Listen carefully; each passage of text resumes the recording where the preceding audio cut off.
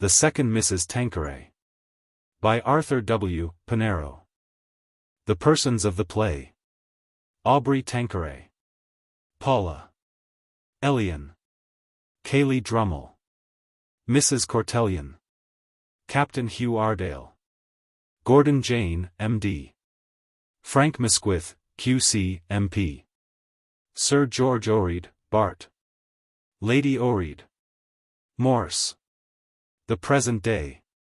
The scene of the first act is laid at Mr. Tanqueray's rooms, number 2X, the Albany, in the month of November. The occurrences of the succeeding acts take place at his house, Hyrcombe, near Willowmere, Surrey, during the early part of the following year.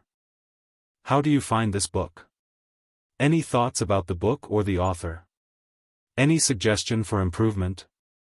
Please take a moment to share your thoughts in a comment. If you like it, share it with your friends who might enjoy it as well. Subscribe to keep in touch. Visit CompleteAudiobooks.com for more quality content. The Second Mrs. Tanqueray. Act. Chapter 1. Aubrey Tanqueray's chambers in the Albany, a richly and tastefully decorated room, elegantly and luxuriously furnished, on the right a large pair of doors opening into another room. On the left at the further end of the room a small door leading to a bedchamber. A circular table is laid for a dinner for 4 persons which has now reached the stage of dessert and coffee. Everything in the apartment suggests wealth and refinement. The fire is burning brightly. Aubrey Tanqueray, Misquith, and Jane are seated at the dinner table. Aubrey is 42, handsome, winning in manner, his speech and bearing retaining some of the qualities of young manhood. Misquith is about 47, genial and portly. Jane is a year or 2 Misquith's senior, soft-speaking and precise, in appearance a type of the prosperous town physician. Morse, Aubrey's servant, places a little cabinet of cigars and the spirit lamp on the table beside Aubrey, and goes out. Misquith. Aubrey, it is a pleasant yet dreadful fact to contemplate, but it's nearly 15 years since I first dined with you. You lodged in Piccadilly in those days, over a hat shop. Jane, I met you at that dinner, and Kaylee Drummel. Jane. Yes, yes. What a pity it is that Kaylee isn't here tonight. Aubrey. Confound the old gossip. His empty chair has been staring us in the face all through dinner. I ought to have told Morse to take it away. Misquith. Odd, his sending no excuse. Aubrey. I'll walk round to his lodgings later on and ask after him. Misquith. I'll go with you. Jane. So will I. Aubrey. Opening the cigar cabinet. Doctor, it's useless to tempt you, I know. Frank, Misquith and Aubrey smoke. I particularly wished Kaylee Drummel to be one of us tonight. You 2 fellows and Kaylee are my closest, my best friends. Misquith. My dear Aubrey. Jane. I rejoice to hear you say so. Aubrey. And I wanted to see the 3 of you round this table. You can't guess the reason. Misquith. You desired to give us a most excellent dinner. Jane. Obviously. Aubrey. Hesitatingly. Well, glancing at the clock, Kaylee won't turn up now. Jane. Hardly. Aubrey. Then you 2 shall hear it. Doctor, Frank, this is the last time we are to meet in these rooms. Jane. The last time? Misquith. You're going to leave the Albany? Aubrey. Yes. You've heard me speak of a house I built in the country years ago, haven't you? Misquith. In Surrey. Aubrey. Well, when my wife died I cleared out of that house and let it. I think of trying the place again. Misquith. But you'll go raving mad if ever you find yourself down there alone. Aubrey. Ah, but I shan't be alone, and that's what I wanted to tell you. I'm going to be married. Jane. Going to be married? Misquith. Married? Aubrey. Yes, tomorrow. Jane. Tomorrow? Misquith. You take my breath away. My dear fellow, of course, I congratulate you. Jane. And so do I, heartily. Aubrey. Thanks. There is a moment or two of embarrassment. Misquith. This is an excellent cigar. Jane. Your coffee is remarkable. Aubrey. Look here. I dare say you two old friends think this treatment very strange, very unkind. So I want you to understand me. You know a marriage often cools friendships. What's the usual course of things?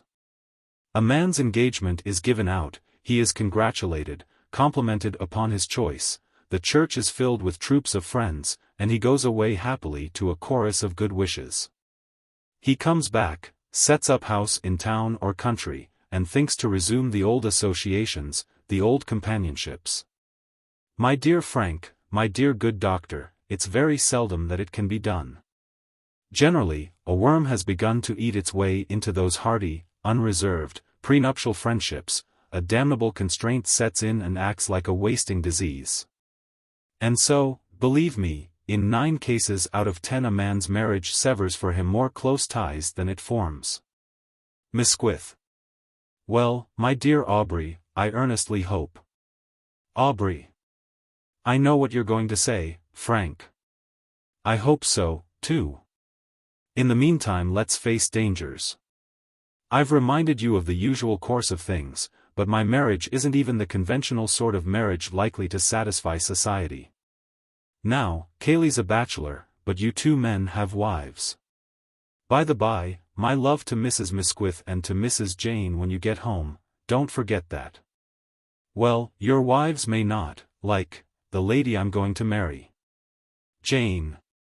Aubrey, forgive me for suggesting that the lady you are going to marry may not like our wives, mine at least, I beg your pardon, Frank. Aubrey.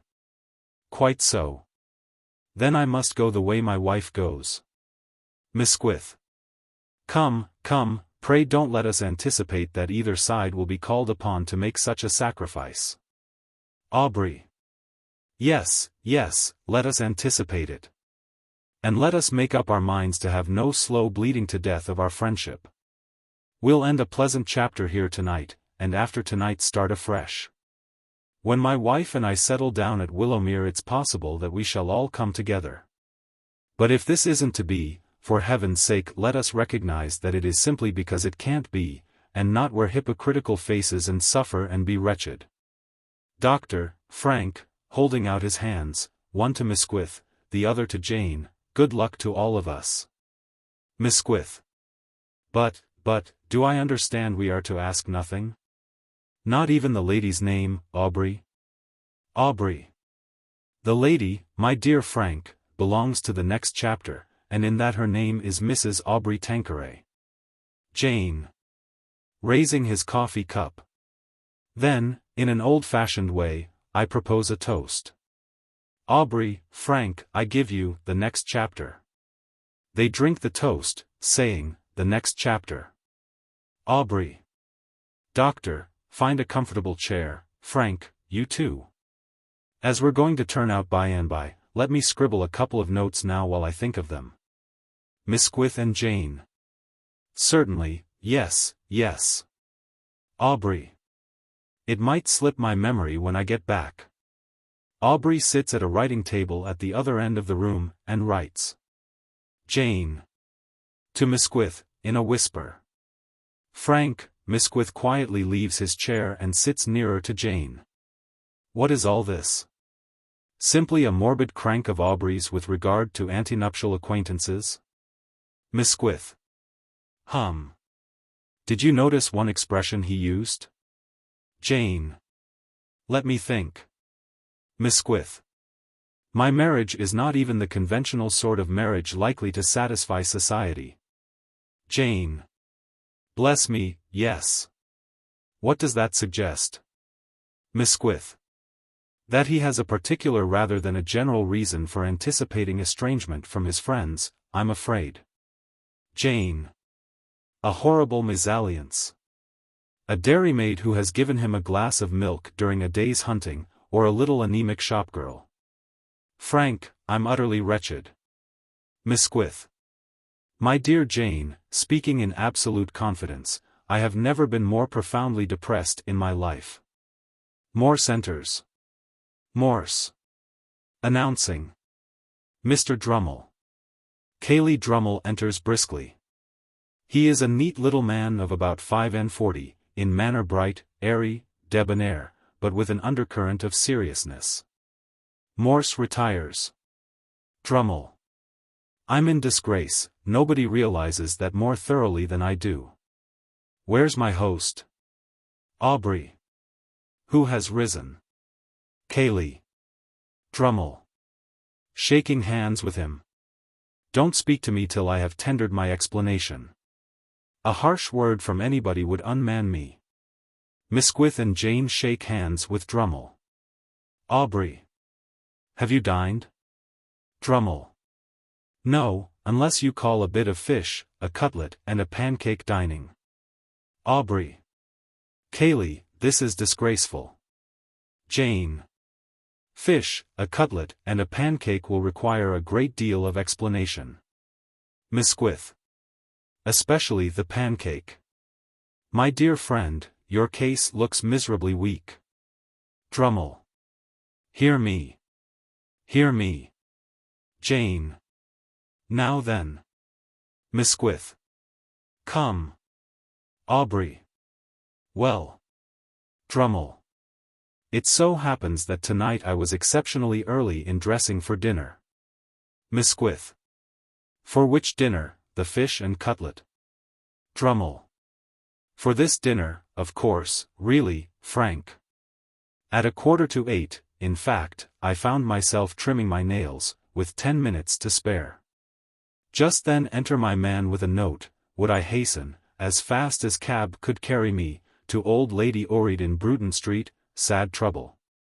Now, recollect, please, I had 10 minutes on my hands. Old Lady Orreyed was a very dear friend of my mother's, and was in some distress. Aubrey. Cayley, come to the fish and cutlet. Misquith and Jane. Yes, yes, and the pancake. Drummle. Upon my word. Well, the scene in Bruton Street beggars description. The women servants looked scared, the men drunk. And there was poor old Lady Orreyed on the floor of her boudoir like Queen Bess among her pillows. Aubrey. What's the matter? Drummle. To everybody. You know George Orreyed? Misquith. Yes. Jane. I've met him. Drummle. Well, he's a thing of the past. Aubrey. Not dead. Drummle. Certainly, in the worst sense. He's married Mabel Hervey. Misquith. What? Drummle. It's true, this morning. The poor mother showed me his letter, a dozen curt words, and some of those ill-spelt. Misquith. Walking up to the fireplace. I'm very sorry. Jane. Pardon my ignorance, who was Mabel Hervey? Drummle. You don't? Oh, of course not. Miss Hervey, Lady Orreyed, as she now is, was a lady who would have been, perhaps has been, described in the reports of the police or the divorce court as an actress. Had she belonged to a lower stratum of our advanced civilization she would, in the event of judicial inquiry, have defined her calling with equal justification as that of a dressmaker. To do her justice, she is a type of a class which is immortal. Physically, by the strange caprice of creation, curiously beautiful, mentally, she lacks even the strength of deliberate viciousness. Paint her portrait, it would symbolize a creature perfectly patrician. Lance a vein of her superbly modeled arm, you would get the poorest vin ordinaire. Her affections, emotions, impulses, her very existence, a burlesque. Flaxen, 25, and feebly frolicsome, anybody's, in less gentle society I should say everybody's, property. That, doctor, was Miss Hervey, who is the new Lady Orreyed. Dost thou like the picture? Misquith. Very good, Cayley. Bravo. Aubrey. Laying his hand on Drummle's shoulder. You'd scarcely believe it, Jane, but none of us really know anything about this lady, our gay young friend here, I suspect, least of all Drummle. Aubrey, I applaud your chivalry. Aubrey. And perhaps you'll let me finish a couple of letters which Frank and Jane have given me leave to write. Returning to the writing table. Ring for what you want, like a good fellow. Aubrey resumes his writing. Misquith. To Drummle. Still, the fish and cutlet remain unexplained. Drummle. Oh, the poor old woman was so weak that I insisted upon her taking some food, and felt there was nothing for it but to sit down opposite her. The fool. The blackguard. Misquith. Poor Orreyed. Well, he's gone under for a time. Drummle. For a time. My dear Frank, I tell you he has absolutely ceased to be. Aubrey, who has been writing busily, turns his head towards the speakers and listens. His lips are set, and there is a frown upon his face. For all practical purposes you may regard him as the late George Orreyed. Tomorrow the very characteristics of his speech, as we remember them, will have become obsolete. Jane. But surely, in the course of years, he and his wife will outlive. Drummle. No, no, doctor, don't try to upset one of my settled beliefs. You may dive into many waters, but there is one social Dead Sea. Jane. Perhaps you're right. Drummle. Right. Good God. I wish you could prove me otherwise. Why, for years I've been sitting, and watching, and waiting.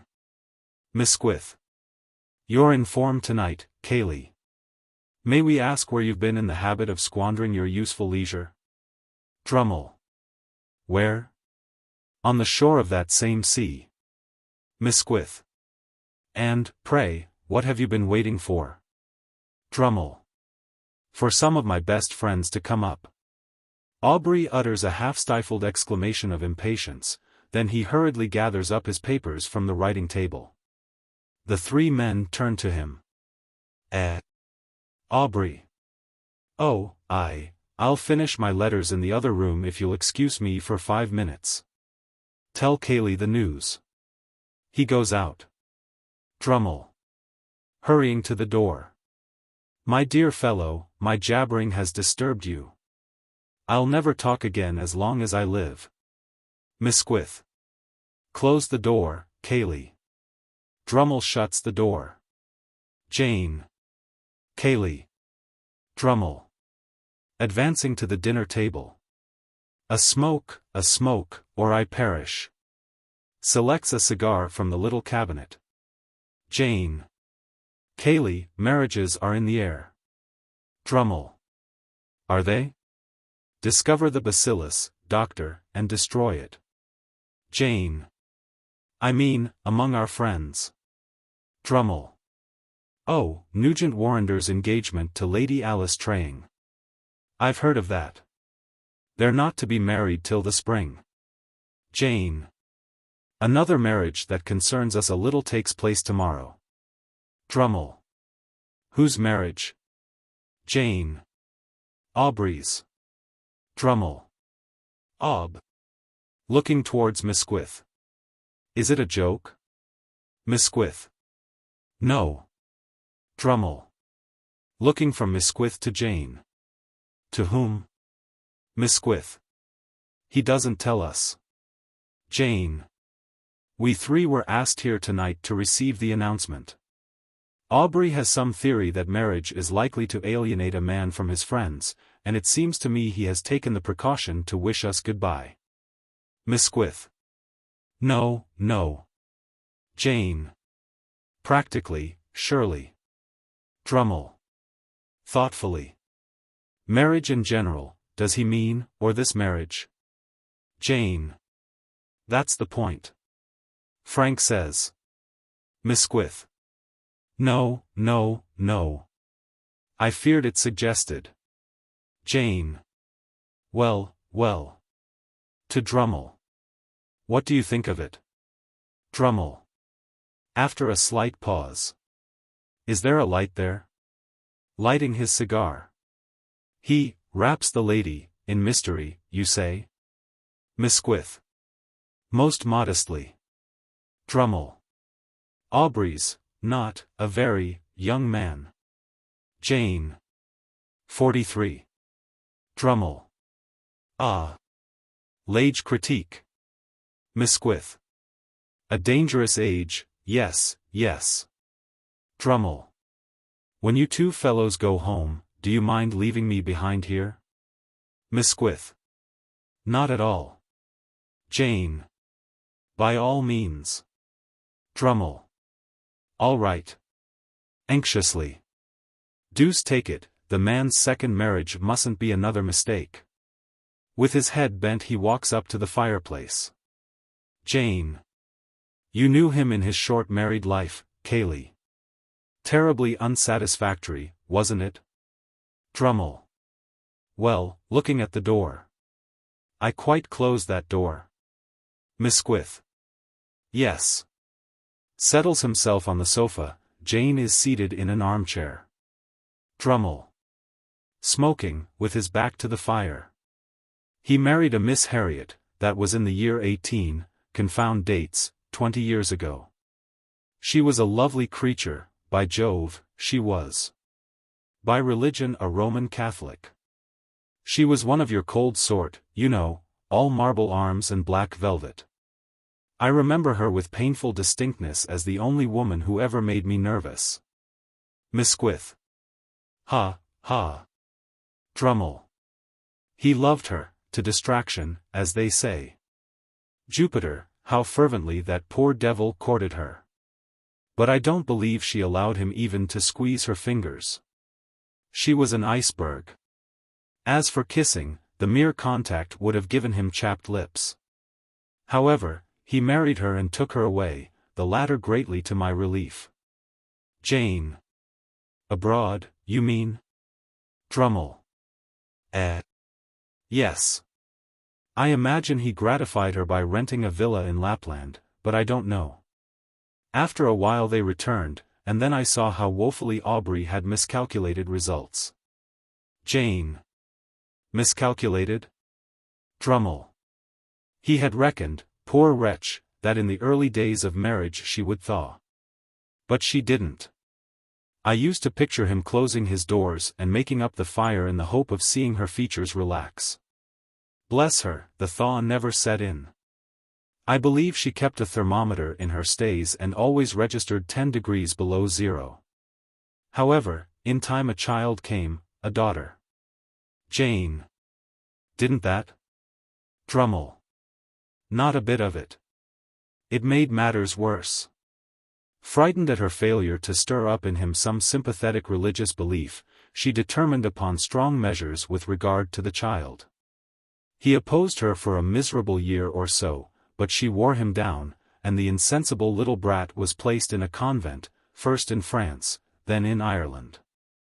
Not long afterwards the mother died, strangely enough, of fever, the only warmth, I believe, that ever came to that woman's body. Misquith. Don't, Cayley. Jane. The child is living, we know. Drummle. Yes, if you choose to call it living. Miss Tanqueray, a young woman of 19 now, is in the Loreto convent at Armagh. She professes to have found her true vocation in a religious life, and within a month or two will take final vows. Misquith. He ought to have removed his daughter from the convent when the mother died. Drummle. Yes, yes, but absolutely at the end there was reconciliation between husband and wife, and she won his promise that the child should complete her conventual education. He reaped his reward. When he attempted to gain his girl's confidence and affection he was too late, he found he was dealing with the spirit of the mother. You remember his visit to Ireland last month? Jane. Yes. Drummle. That was to wish his girl goodbye. Misquith. Poor fellow. Drummle. He sent for me when he came back.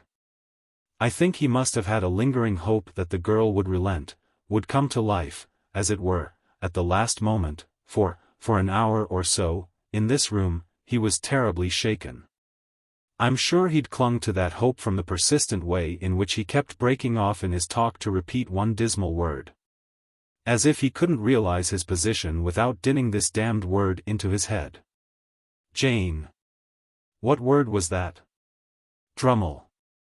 Alone, alone. Aubrey enters. Aubrey. 1,000 apologies.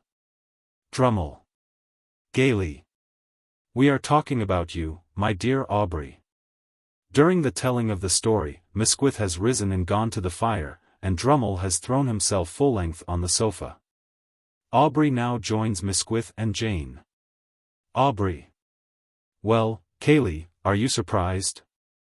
Drummle. Sirp. I haven't been surprised for 20 years. Aubrey. And you're not angry with me? Drummle. Angry.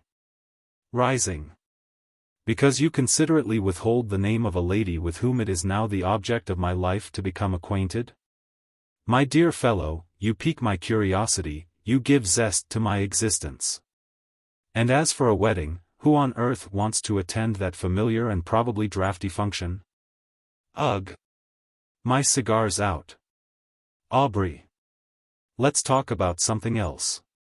Misquith. Looking at his watch. Not tonight, Aubrey. Aubrey. My dear Frank. Misquith.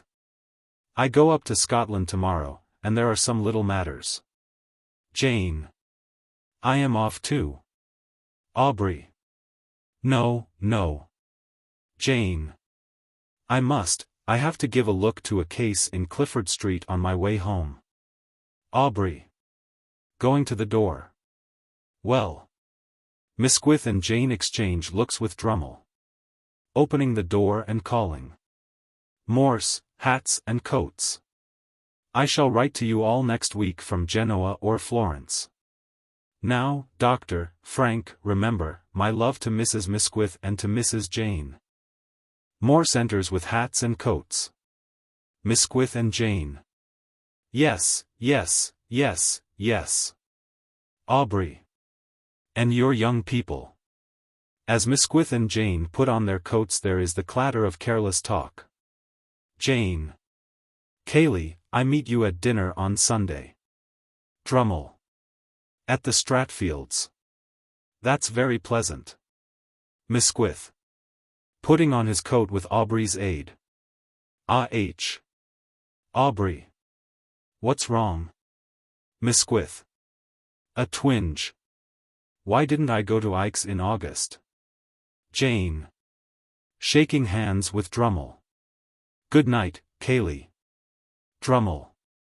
Good night, my dear doctor. Misquith. Shaking hands with Drummle. Cayley, are you in town for long? Drummle. Dear friend, I'm nowhere for long. Good night. Misquith. Good night. Aubrey, Jane, and Misquith go out, followed by Morse. The hum of talk is continued outside.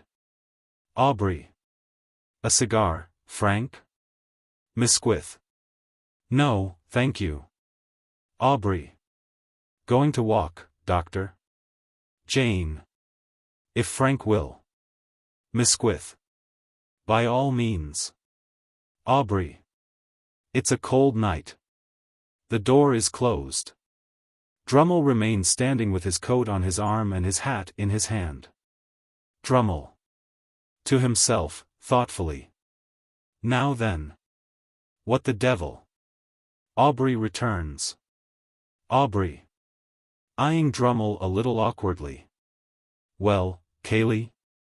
Drummle. Well, Aubrey? Aubrey walks up to the fire and stands looking into it. Aubrey. You're not going, old chap. Drummle. Sitting. No. Aubrey. After a slight pause, with a forced laugh. Ha. Kaylee, I never thought I should feel shy with you. Drummle. Why do you? Aubrey. Never mind. Drummle. Now, I can quite understand a man wishing to be married in the dark, as it were. Aubrey. You can? Drummle. In your place I should very likely adopt the same course. Aubrey. You think so? Drummle. And if I intended marrying a lady not prominently in society, as I presume you do, Aubrey. Well? Drummle. As I presume you do, I'm not sure that I should tender her for preliminary dissection at afternoon tea tables. Aubrey. No? Drummle. In fact, there is probably only one person, were I in your position tonight, with whom I should care to chat the matter over. Aubrey. Who's that? Drummle. Yourself, of course. Going to Aubrey and standing beside him.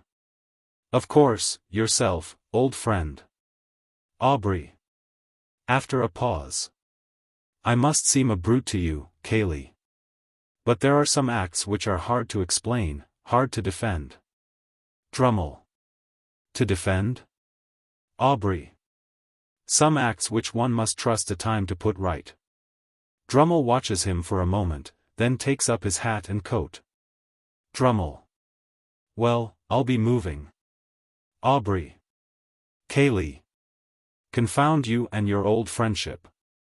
Do you think I forget it? Put your coat down. Why did you stay behind here? Kaylee, the lady I am going to marry is the lady, who is known as Mrs. Jarman. There is a pause. Drummle. In a low voice. Mrs. Jarman. Are you serious? He walks up to the fireplace, where he leans upon the mantelpiece uttering something like a groan. Aubrey. As you've got this out of me I give you leave to say all you care to say. Come, we'll be plain with each other. You know Mrs. Jarman? Drummle. I first met her at, what does it matter? Aubrey. Yes, everything. Come. Drummle. I met her at Hamburg, 2-3 seasons ago. Aubrey. Not as Mrs. Jarman? Drummle. No. Aubrey. She was then? Drummle. Mrs. Dartrey. Aubrey. Yes. She has also seen you in London, she says. Drummle. Certainly. Aubrey. In Aldford Street. Go on. Drummle. Please. Aubrey. I insist. Drummle. With a slight shrug of the shoulders. Some time last year I was asked by a man to sup at his house, one night after the theatre. Aubrey. Mr. Selwyn Ethurst, a bachelor. Drummle. Yes. Aubrey. You were surprised therefore to find Mr. Ethurst aided in his cursed hospitality by a lady. Drummle. I was unprepared. Aubrey. The lady you had known as Mrs. Dartrey? Drummle inclines his head silently. There is something of a yachting cruise in the Mediterranean too, is there not? Drummle. I joined Peter Jarman's yacht at Marseilles, in the spring, a month before he died. Aubrey. Mrs. Jarman was on board? Drummle. She was a kind hostess. Aubrey. And an old acquaintance? Drummle. Yes. Aubrey. You have told your story. Drummle. With your assistance. Aubrey. I have put you to the pain of telling it to show you that this is not the case of a blind man entrapped by an artful woman. Let me add that Mrs. Jarman has no legal right to that name, that she is simply Miss Ray, Miss Paula Ray. Drummle. After a pause. I should like to express my regret, Aubrey, for the way in which I spoke of George Orreyed's marriage. Aubrey. You mean you compare Lady Orreyed with Miss Ray? Drummle is silent. Oh, of course. To you, Cayley, all women who have been roughly treated, and who dare to survive by borrowing a little of our philosophy, are alike. You see in the crowd of the ill-used only one pattern. You can't detect the shades of goodness, intelligence, even nobility there. Well, how should you? The crowd is dimly lighted. And, besides, yours is the way of the world. Drummle. My dear Aubrey, I live in the world. Aubrey. The name we give our little parish of St. James's. Drummle. Laying a hand on Aubrey's shoulder. And you are quite prepared, my friend, to forfeit the esteem of your little parish? Aubrey. I avoid mortification by shifting from one parish to another. I give up Pall Mall for the Surrey Hills, leave off varnishing my boots and double the thickness of the soles. Drummle. And your skin, do you double the thickness of that also? Aubrey. I know you think me a fool, Cayley, you needn't infer that I'm a coward into the bargain. No. I know what I'm doing, and I do it deliberately, defiantly. I'm alone. I injure no living soul by the step I'm going to take, and so you can't urge the one argument which might restrain me. Of course, I don't expect you to think compassionately, fairly even, of the woman whom I am drawn to. Drummle. My dear Aubrey, I assure you I consider Miss Jarman, Mrs. Ray, Miss Ray, delightful. But I confess there is a form of chivalry which I gravely distrust, especially in a man of our age. Aubrey. Thanks. I've heard you say that from 40 till 50 a man is at heart either a stoic or a satyr. Drummle. Protestingly. Ah. Now. Aubrey. I am neither. I have a temperate, honorable affection for Mrs. Jarman.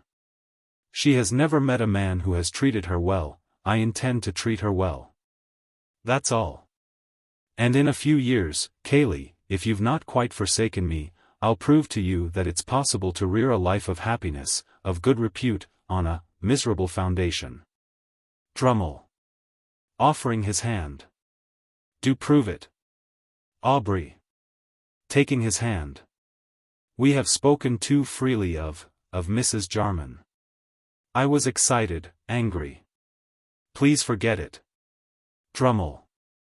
My dear Aubrey, when we next meet I shall remember nothing but my respect for the lady who bears your name. Morse enters, closing the door behind him carefully. Aubrey. What is it? Morse. Hesitatingly. May I speak to you, sir? In an undertone. Mrs. Jarman, sir. Aubrey. Softly to Morse. Mrs. Jarman. Do you mean she is at the lodge in her carriage? Morse. No, sir, here. Aubrey looks towards Drummle, perplexed. There's a nice fire in that room, sir. Glancing in the direction of the door leading to the bedroom. Aubrey. Between his teeth, angrily. Very well. Morse retires. Drummle. Looking at his watch. 11:15, horrible. Taking up his hat and coat. Must get to bed, up late every night this week. Aubrey assists Drummle with his coat. Thank you. Well, good night, Aubrey. I feel I've been deuced serious, quite out of keeping with myself, pray overlook it. Aubrey. Kindly. Ah, Cayley. Drummle. Putting on a neck-handkerchief. And remember that, after all, I'm merely a spectator in life, nothing more than a man at a play, in fact. Only, like the old-fashioned playgoer, I love to see certain characters happy and comfortable at the finish. You understand? Aubrey. I think I do. Drummle. Then, for as long as you can, old friend, will you keep a stall for me? Aubrey. Yes, Cayley. Drummle. Gaily. Ah, ha. Good night. Bustling to the door. Don't bother. I'll let myself out. Good night. God bless yer. He goes out, Aubrey follows him. Morse enters by the other door, carrying some unopened letters which after a little consideration he places on the mantelpiece against the clock. Aubrey returns. Aubrey. Yes? Morse. You hadn't seen your letters that came by the 9 o'clock post, sir. I've put 'em where they'll catch your eye by and by. Aubrey. Thank you. Morse. Hesitatingly. Gunter's cook and waiter have gone, sir. Would you prefer me to go to bed? Aubrey. Frowning. Certainly not. Morse. Very well, sir. He goes out. Aubrey. Opening the upper door. Paula. Paula. Paula enters and throws her arms round his neck. She is a young woman of about 27, beautiful, fresh, innocent-looking. She is in superb evening dress. Paula. Dearest. Aubrey. Why have you come here? Paula. Angry? Aubrey. Yes, no. But it's 11 o'clock. Paula. Laughing. I know. Aubrey. What on earth will Morse think? Paula. Do you trouble yourself about what servants think? Aubrey. Of course. Paula. Goose. They're only machines made to wait upon people, and to give evidence in the divorce court. Looking round. Oh, indeed. A snug little dinner. Aubrey. 3 men. Paula. Suspiciously. Men? Aubrey. Men. Paula. Penitently. Ah. Sitting at the table. I'm so hungry. Aubrey. Let me get you some game pie, or some. Paula. No, no, hungry for this. What beautiful fruit. I love fruit when it's expensive. He clears a space on the table, places a plate before her, and helps her to fruit. I haven't dined, Aubrey dear. Aubrey. My poor girl. Why? Paula. In the first place, I forgot to order any dinner, and my cook, who has always loathed me, thought he'd pay me out before he departed. Aubrey. The beast. Paula. That's precisely what I. Aubrey. No, Paula. Paula. What I told my maid to call him. What next will you think of me? Aubrey. Forgive me. You must be starved. Paula. Eating fruit. I didn't care. As there was nothing to eat, I sat in my best frock, with my toes on the dining room fender, and dreamt, oh, such a lovely dinner party. Aubrey. Dear lonely little woman. Paula. It was perfect. I saw you at the end of a very long table, opposite me, and we exchanged sly glances now and again over the flowers. We were host and hostess, Aubrey, and had been married about 5 years. Aubrey. Kissing her hand. 5 years. Paula. And on each side of us was the nicest set imaginable, you know, dearest, the sort of men and women that can't be imitated. Aubrey. Yes, yes. Eat some more fruit. Paula. But I haven't told you the best part of my dream. Aubrey. Tell me. Paula. Well, although we had been married only such a few years, I seemed to know by the look on their faces that none of our guests had ever heard anything peculiar about the fascinating hostess. Aubrey. That's just how it will be, Paula. The world moves so quickly. That's just how it will be. Paula. With a little grimace. I wonder. Glancing at the fire. Ugh. Do throw another log on.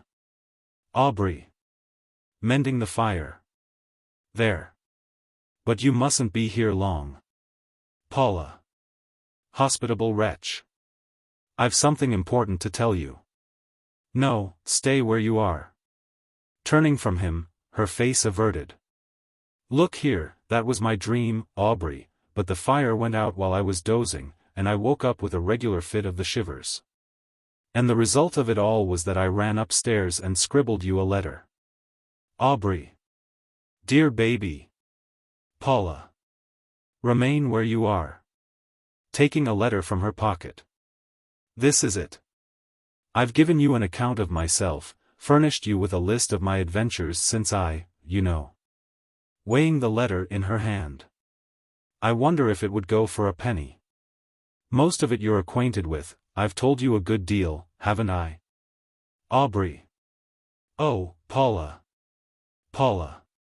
What I haven't told you I dare say you've heard from others. But in case they've omitted anything, the dears, it's all here. Aubrey. In heaven's name, why must you talk like this tonight? Paula. It may save discussion by and by, don't you think? Holding out the letter. There you are. Aubrey. No, dear, no. Paula. Take it. He takes the letter. Read it through after I've gone, and then, read it again, and turn the matter over in your mind finally. And if, even at the very last moment, you feel you oughtn't to go to church with me, send a messenger to Pont Street, any time before 11 tomorrow, telling me that you're afraid. And I'll take the blow. Aubrey. Why, what do you think I am? Paula. That's it. It's because I know you're such a dear good fellow that I want to save you the chance of ever feeling sorry you married me. I really love you so much, Aubrey, that to save you that I'd rather you treated me as the others have done. Aubrey. Turning from her with a cry. Oh. Paula. After a slight pause. I suppose I've shocked you. I can't help it if I have. She sits, with assumed languor and indifference. He turns to her, advances, and kneels by her. Aubrey. My dearest, you don't understand me. I can't bear to hear you always talking about what's done with. I tell you I'll never remember it, Paula, can't you dismiss it? Try. Darling, if we promise each other to forget, we're bound to be happy. After all, it's a mechanical matter. The moment a wretched thought enters your head, you quickly think of something bright, it depends on one's will. Shall I burn this, dear? Referring to the letter he holds in his hand. Let me. Paula. With a shrug of the shoulders. I don't suppose there's much that's new to you in it, just as you like. He goes to the fire and burns the letter. Aubrey. There's an end of it. Returning to her. What's the matter? Paula. Rising, coldly. Oh, nothing. I'll go and put my cloak on. Aubrey. Detaining her. What is the matter? Paula. Well, I think you might have said, you're very generous, Paula, or at least, thank you, dear, when I offered to set you free. Aubrey. Catching her in his arms. Ah. Paula. Ah. Ah. Ha, ha. It's all very well, but you don't know what it cost me to make such an offer. I do so want to be married. Aubrey. But you never imagined? Paula. Perhaps not. And yet I did think of what I'd do at the end of our acquaintance if you had preferred to behave like the rest. Taking a flower from her bodice. Aubrey. Hush. Paula. Oh, I forgot. Aubrey. What would you have done when we parted? Paula. Why, killed myself. Aubrey. Paula, dear. Paula. It's true. Putting the flower in his buttonhole. Do you know I feel certain I should make away with myself if anything serious happened to me. Aubrey. Anything serious? What, has nothing ever been serious to you, Paula? Paula. Not lately. Not since a long while ago. I made up my mind then to have done with taking things seriously. If I hadn't, however, we won't talk about that. Aubrey. But now, life will be different to you, won't it, quite different? Dear? Paula. Oh yes, now. Only, Aubrey, mind you keep me always happy. Aubrey. I will try to. Paula. I know I couldn't swallow a second big dose of misery. I know that if ever I felt wretched again, truly wretched, I should take a leaf out of Connie Turlman's book. You remember? They found her, with a look of horror. Aubrey.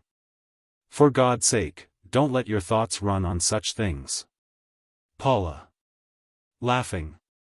Ha, how scared you look. There, think of the time. Dearest, what will my coachman say? My cloak. She runs off, gaily, by the upper door. Aubrey looks after her for a moment, then he walks up to the fire and stands warming his feet at the bars. As he does so he raises his head and observes the letters upon the mantelpiece. He takes one down quickly. Aubrey. Ah. Elian. Opening the letter and reading.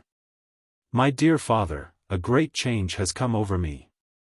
I believe my mother in heaven has spoken to me, and counseled me to turn to you in your loneliness. At any rate, your words have reached my heart, and I no longer feel fitted for this solemn life. I am ready to take my place by you. Dear father, will you receive me, Elian? Paula re-enters, dressed in a handsome cloak. He stares at her as if he hardly realized her presence. Paula. What are you staring at? Don't you admire my cloak? Aubrey. Yes. Paula. Couldn't you wait till I'd gone before reading your letters? Aubrey. Putting the letter away. I beg your pardon. Paula. Take me downstairs to the carriage. Slipping her arm through his. How I tease you. Tomorrow. I'm so happy. They go out. Act. Chapter 2. A morning room in Aubrey Tanqueray's house, Hyrcombe, near Willowmere, Surrey, a bright and prettily furnished apartment of irregular shape. With double doors opening into a small hall at the back, another door on the left, and a large recessed window through which is obtained a view of extensive grounds. Everything about the room is charming and graceful. The fire is burning in the grate, and a small table is tastefully laid for breakfast. It is a morning in early spring, and the sun is streaming in through the window. Aubrey and Paula are seated at breakfast, and Aubrey is silently reading his letters. Two servants, a man and a woman, hand dishes and then retire. After a little while Aubrey puts his letters aside and looks across to the window. Aubrey. Sunshine. Spring. Paula. Glancing at the clock. Exactly 6 minutes. Aubrey. 6 minutes. Paula. 6 minutes, Aubrey dear, since you made your last remark. Aubrey. I beg your pardon. I was reading my letters. Have you seen Elian this morning? Paula. Coldly. Your last observation but one was about Elian. Aubrey. Dearest, what shall I talk about? Paula. Elian breakfasted 2 hours ago, Morgan tells me, and then went out walking with her dog. Aubrey. She wraps up warmly, I hope, this sunshine is deceptive. Paula. I ran about the lawn last night, after dinner, in satin shoes. Were you anxious about me? Aubrey. Certainly. Paula. Melting. Really? Aubrey. You make me wretchedly anxious. You delight in doing incautious things. You are incurable. Paula. Ah, what a beast I am. Going to him and kissing him, then glancing at the letters by his side. A letter from Cayley? Aubrey. He is staying very near here, with Mrs., very near here. Paula. With the lady whose chimneys we have the honor of contemplating from our windows? Aubrey. With Mrs. Cortellion, yes. Paula. Mrs. Cortellion. The woman who might have set the example of calling on me when we first threw out roots in this deadly lively soil. Deuce take Mrs. Cortellion. Aubrey. Hush. My dear girl. Paula. Returning to her seat. Oh, I know she's an old acquaintance of yours, and of the first Mrs. Tanqueray. And she joins the rest of them in slapping the second Mrs. Tanqueray in the face.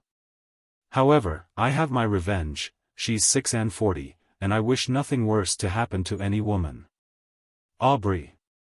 Well, she's going to town, Cayley says here, and his visit's at an end. He's coming over this morning to call on you. Shall we ask him to transfer himself to us? Do say yes. Paula. Yes. Aubrey. Gladly. Ah, ha. Old Cayley. Paula. Coldly. He'll amuse you. Aubrey. And you too. Paula. Because you find a companion, shall I be boisterously hilarious? Aubrey. Come, come. He talks London, and you know you like that. Paula. London. London or heaven? Which is farther from me? Aubrey. Paula. Paula. Oh. Oh, I am so bored, Aubrey. Aubrey. Gathering up his letters and going to her, leaning over her shoulder. Baby, what can I do for you? Paula. I suppose, nothing. You have done all you can for me. Aubrey. What do you mean? Paula. You have married me. He walks away from her thoughtfully, to the writing table. As he places his letters on the table he sees an addressed letter, stamped for the post, lying on the blotting book. He picks it up. Aubrey. In an altered tone. You've been writing this morning before breakfast? Paula. Looking at him quickly, then away again. That letter. Aubrey. With the letter in his hand. To Lady Orreyed. Why? Paula. Why not? Mabel's an old friend of mine. Aubrey. Are you corresponding? Paula. I heard from her yesterday. They've just returned from the Riviera. She seems happy. Aubrey. Sarcastically. That's good news. Paula. Why are you always so cutting about Mabel? She's a kind-hearted girl. Everything's altered. She even thinks of letting her hair go back to brown. She's Lady Orreyed. She's married to George. What's the matter with her? Aubrey. Turning away. Oh. Paula. You drive me mad sometimes with the tone you take about things. Great goodness, if you come to that, George Orreyed's wife isn't a bit worse than yours. He faces her suddenly. I suppose I needn't have made that observation. Aubrey. No, there was scarcely a necessity. He throws the letter onto the table, and takes up the newspaper. Paula. I am very sorry. Aubrey. All right, dear. Paula. Trifling with the letter. I'd better tell you what I've written. I meant to do so, of course. I've asked the Orreyeds to come and stay with us. He looks at her and lets the paper fall to the ground in a helpless way. George was a great friend of Cayley's. I'm sure he would be delighted to meet them here. Aubrey. Laughing mirthlessly. Ha, ha, ha. They say Orreyed has taken to tippling at dinner. Heavens above. Paula. Oh. I've no patience with you. You'll kill me with this life. She selects some flowers from a vase on the table, cuts and arranges them, and fastens them in her bodice. What is my existence, Sunday to Saturday? In the morning, a drive down to the village, with the groom, to give my orders to the tradespeople. At lunch, you and Elian. In the afternoon, a novel, the newspapers, if fine, another drive, if fine. Tea, you and Elian. Then 2 hours of dusk, then dinner, you and Elian. Then a game of bezique, you and I, while Elian reads a religious book in a dull corner. Then a yawn from me, another from you, a sigh from Elian. 3 figures suddenly rise, good night, good night, good night. Imitating a kiss. God bless you. Ah. Aubrey. Yes, yes, Paula, yes, dearest, that's what it is now. But, by and by, if people begin to come round us. Paula. Ha. That's where we've made the mistake, my friend Aubrey. Pointing to the window. Do you believe these people will ever come round us?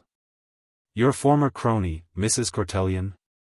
Or the grim old vicar, or that wife of his whose huge nose is positively indecent? Or the Ullathorns, or the Gollans, or Lady William Petrays? I know better.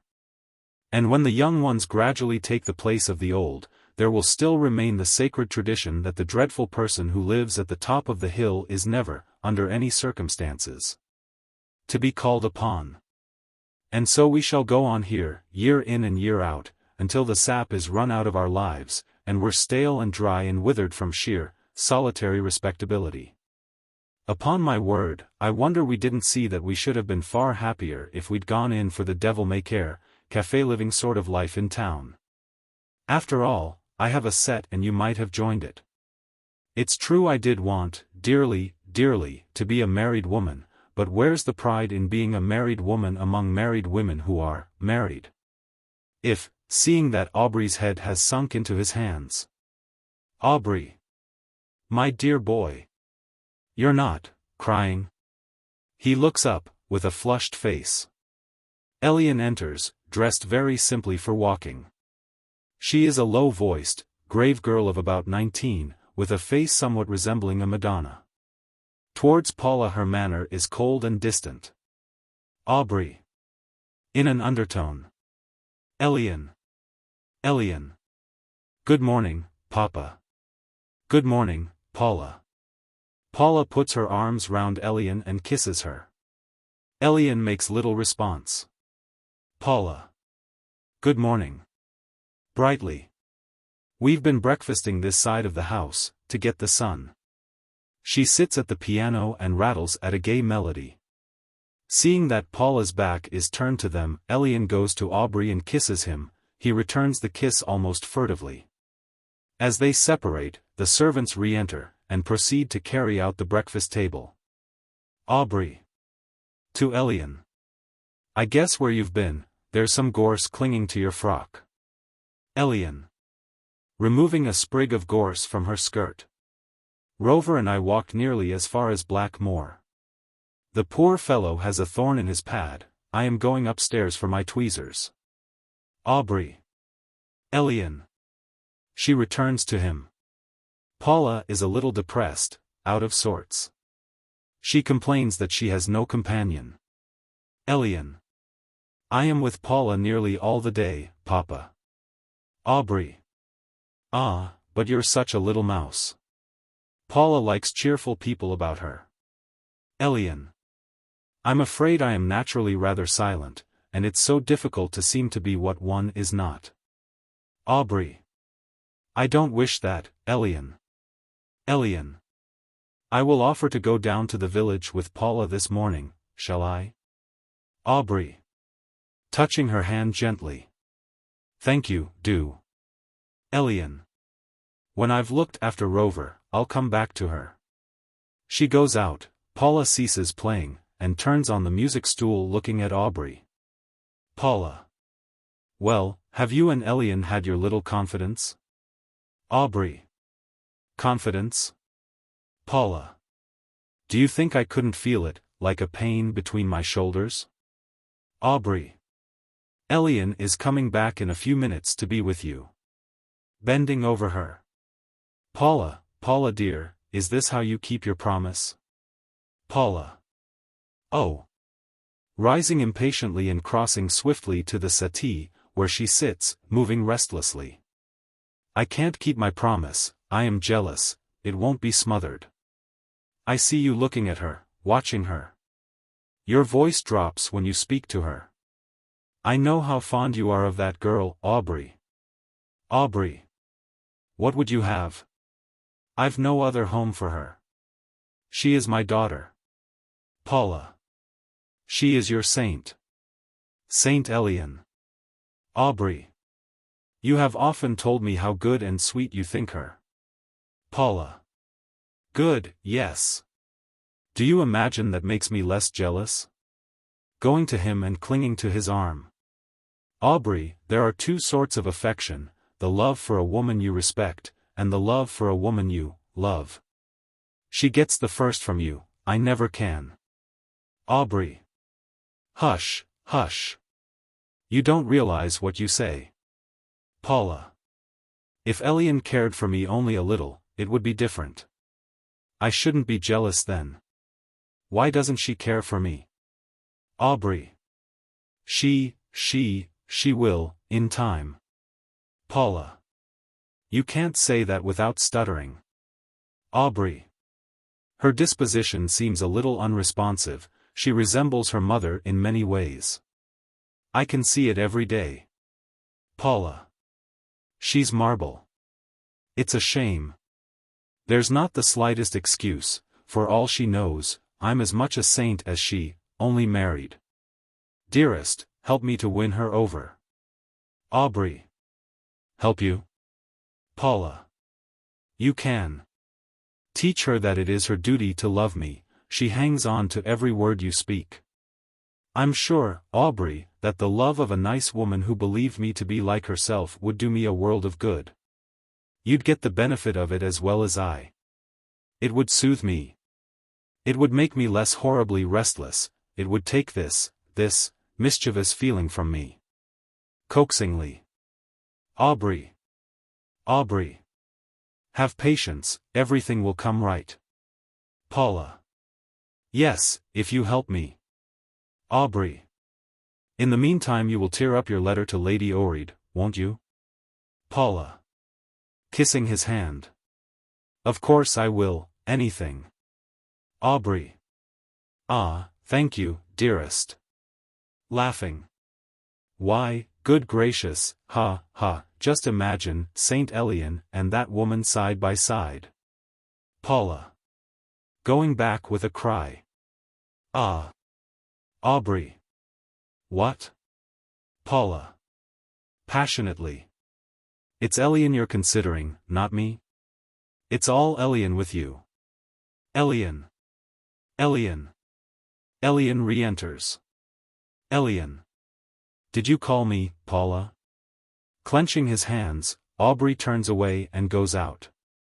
Is Papa angry? Paula. I drive him distracted sometimes. There, I confess it. Elian. Do you? Oh, why do you? Paula. Because I'm jealous. Elian. Jealous? Paula. Yes, of you. Elian is silent. Well, what do you think of that? Elian.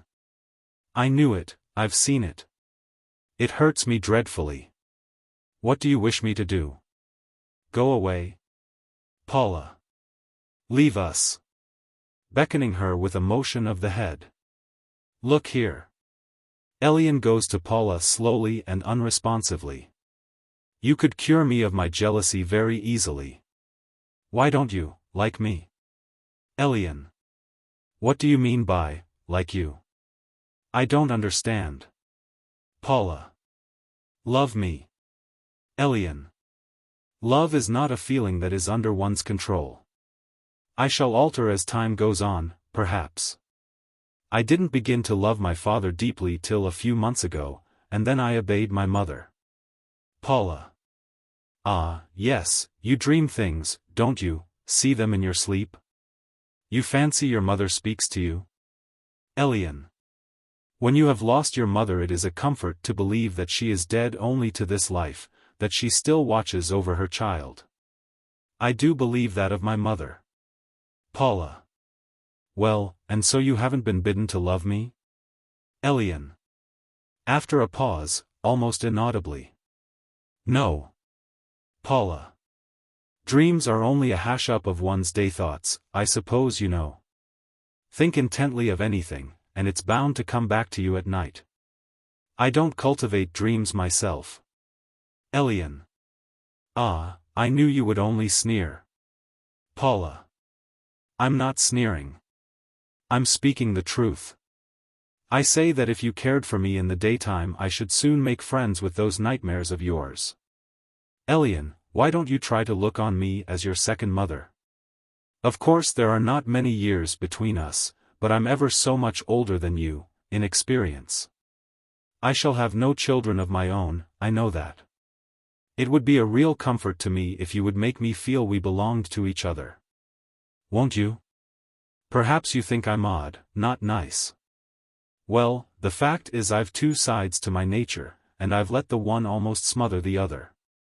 A few years ago I went through some trouble, and since then I haven't shed a tear. I believe if you put your arms round me just once I should run upstairs and have a good cry. There, I've talked to you as I've never talked to a woman in my life. Elian, you seem to fear me. Don't. Kiss me.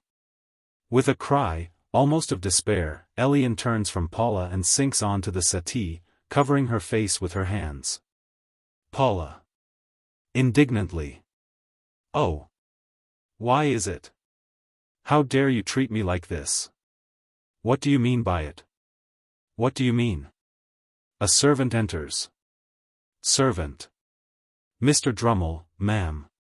Cayley Drummle, in riding dress, enters briskly. The servant retires. Paula. Recovering herself. Well, Cayley. Drummle. Shaking hands with her cordially. How are you? Shaking hands with Elian, who rises. I saw you in the distance an hour ago, in the gorse near Stapleton's. Elian. I didn't see you, Mr. Drummle. Drummle. My dear Elian, it is my experience that no charming young lady of 19 ever does see a man of 45. Laughing. Ha, ha. Elian.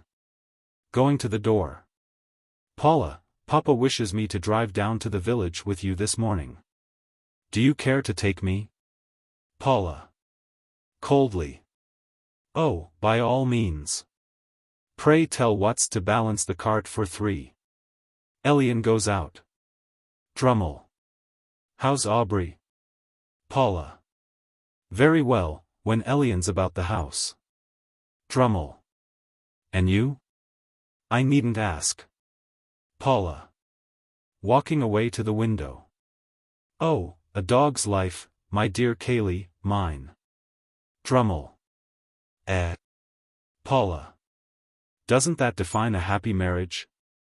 I'm sleek, well-kept, well-fed, never without a bone to gnaw and fresh straw to lie upon. Gazing out of the window. Oh, dear me. Drummle. Hum. Well, I heartily congratulate you on your kennel. The view from the terrace here is superb. Paula. Yes, I can see London. Drummle. London. Not quite so far, surely. Paula. I can. Also the Mediterranean, on a fine day. I wonder what Algiers looks like this morning from the sea. Impulsively. Oh, Cayley, do you remember those jolly times on board Peter Jarman's yacht when we lay off? Stopping suddenly, seeing Drummle staring at her. Good gracious. What are we talking about? Aubrey enters. Aubrey. To Drummle. Dear old chap. Has Paula asked you? Paula. Not yet.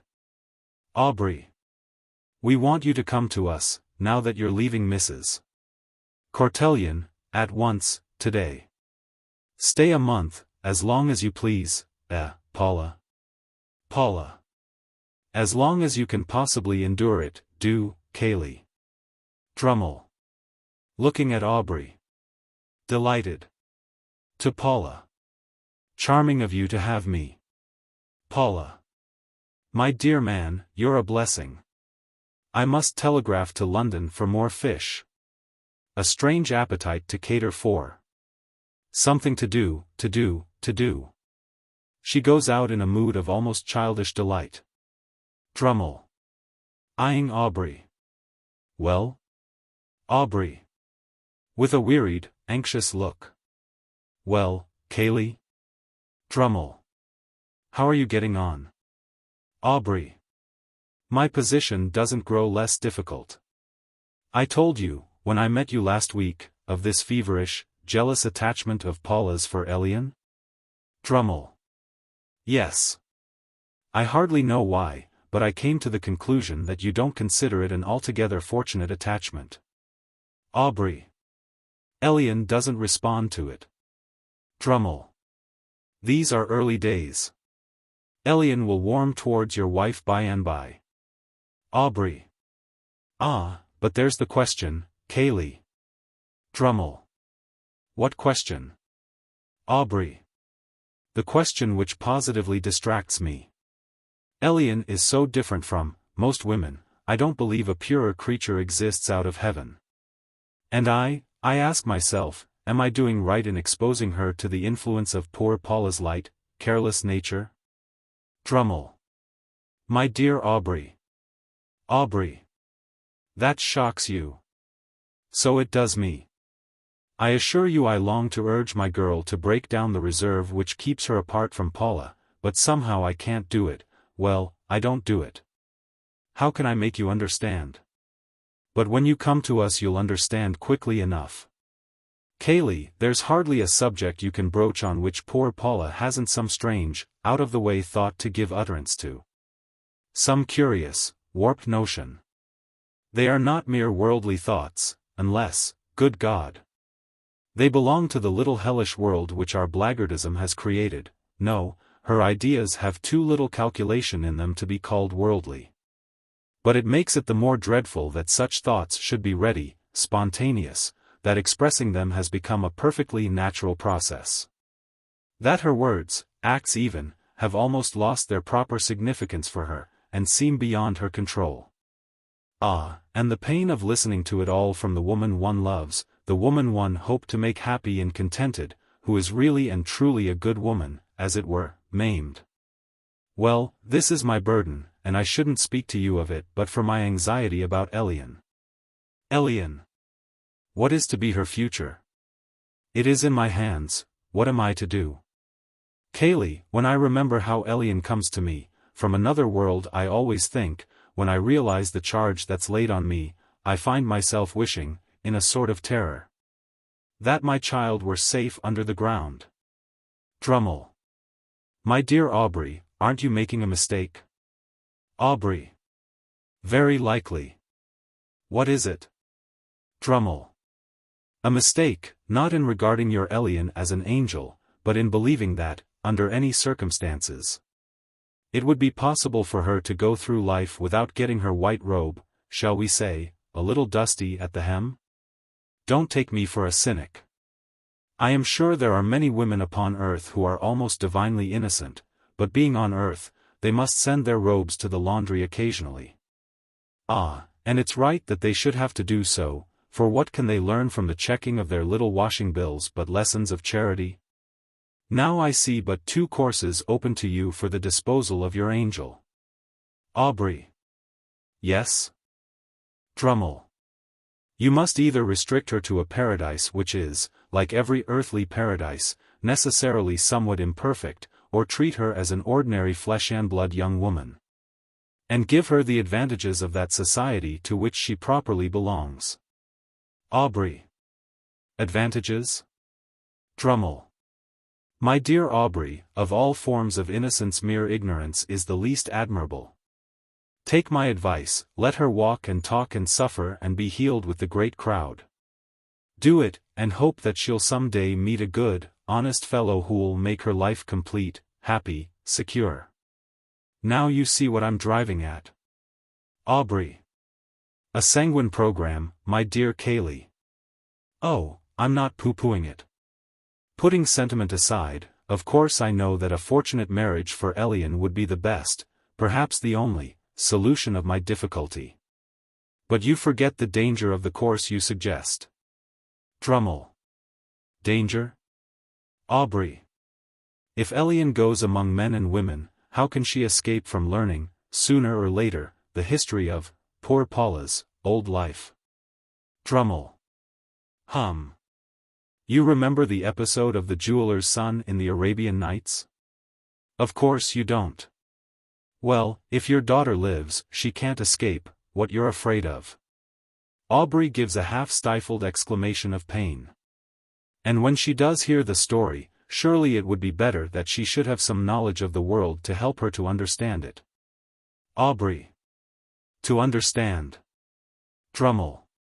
To understand, to philosophize. Aubrey.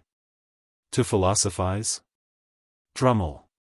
Philosophy is toleration, and it is only one step from toleration to forgiveness. Aubrey. You're right, Kaylee, I believe you always are. Yes, yes. But, even if I had the courage to attempt to solve the problem of Elian's future in this way, I'm helpless. Drummle. How? Aubrey. What means have I now of placing my daughter in the world I've left? Drummle. Oh, some friend, some woman friend. Aubrey. I have none, they're gone. Drummle.